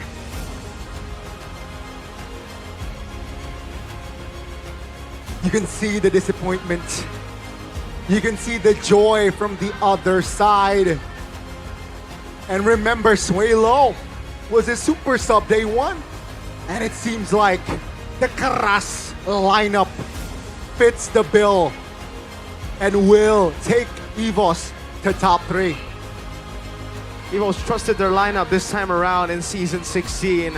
They had to have made some changes last season for some reason, but they're sticking to it all the way now. With Rendy stepping in, with Erlan trusted all the way, they make it a top 3. They are in bliss right now. A close game against Onyx, by the way, yesterday. Close match. And for BTR, the agony for sure. Yeah. Of making it to top 2, of having the hype around them. Oh no. But in the end, falling short for what looks to be a billionth time. It's the history of Bigatron at this point. Doing well at the start and then flopping in the playoffs. But for EVOS, every time they make it to playoffs, they produce spectacular plays, drafts, everything. Wow, wow, we wow. Take a look at the final push. It was a dead end for Bigatron. Wow. This is tough. But welcome to top 3, EVOS. After seeing your performances, definitely deserved top 3. Absolutely, man. And all they had to do was trust Erlan throughout the whole season. They finally did it. It's GG's to BTR as they go home. It is bliss and celebration for EVOS as they make it to the lower bracket finals.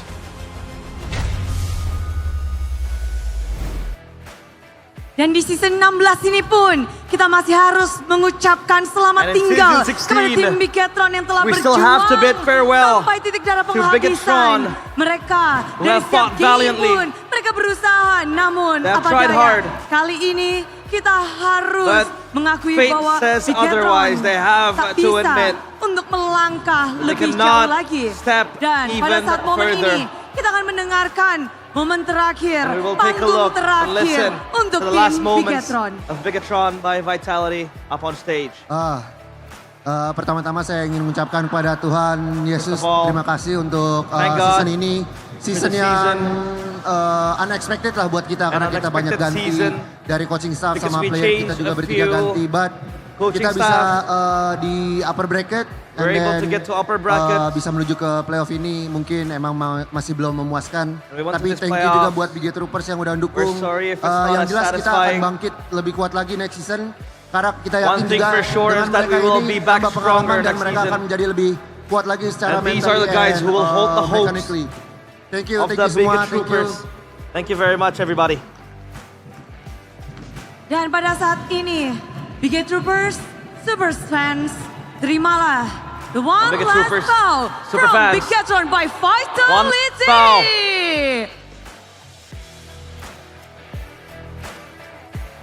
pada akhirnya, And Bigetron by finally, Vitality, langkahnya pun Bigetron by harus Vitality, terhenti their steps. hari ini.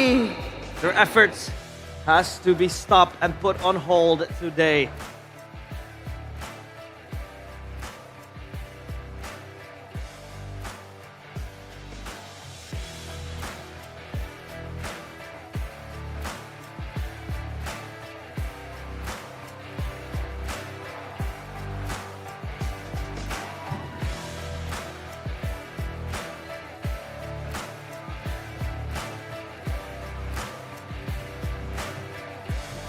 Dan setelah memulangkan Bigetron by Vitality, disinilah And with Bigetron by Vitality exiting the stage, this is the winner, EVOS.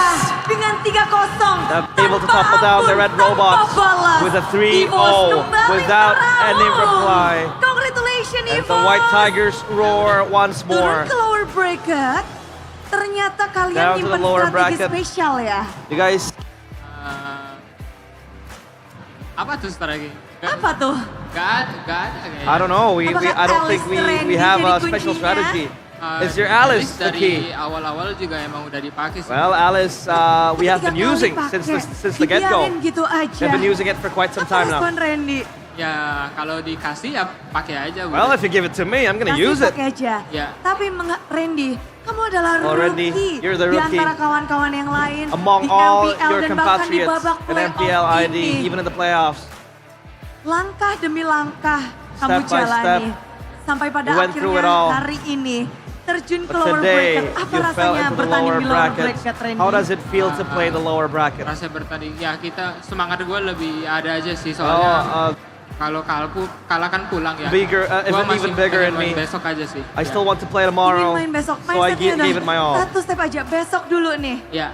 Tapi kalau besok menang lagi, Main besoknya lagi. What if Main tomorrow you win besoknya again? You're gonna play again? udah habis itu grand final. Kalau grand final, mindsetnya apa tuh? Your mindset for grand finals? Pengen menang.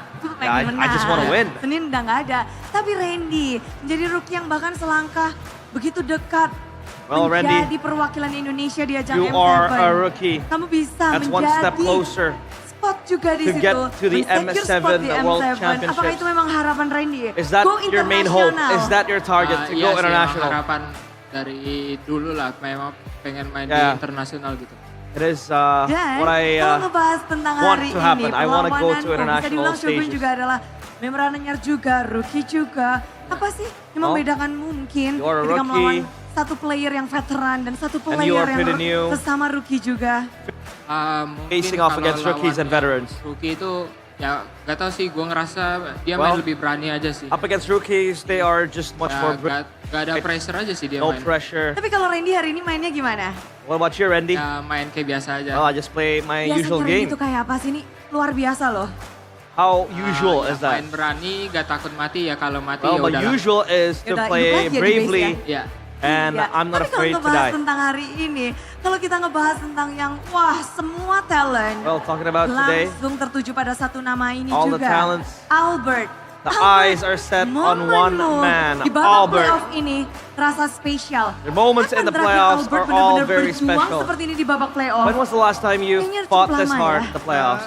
Terakhir kita main playoff season 11. I think the last time I went to playoffs was season 11, Menang aja sih.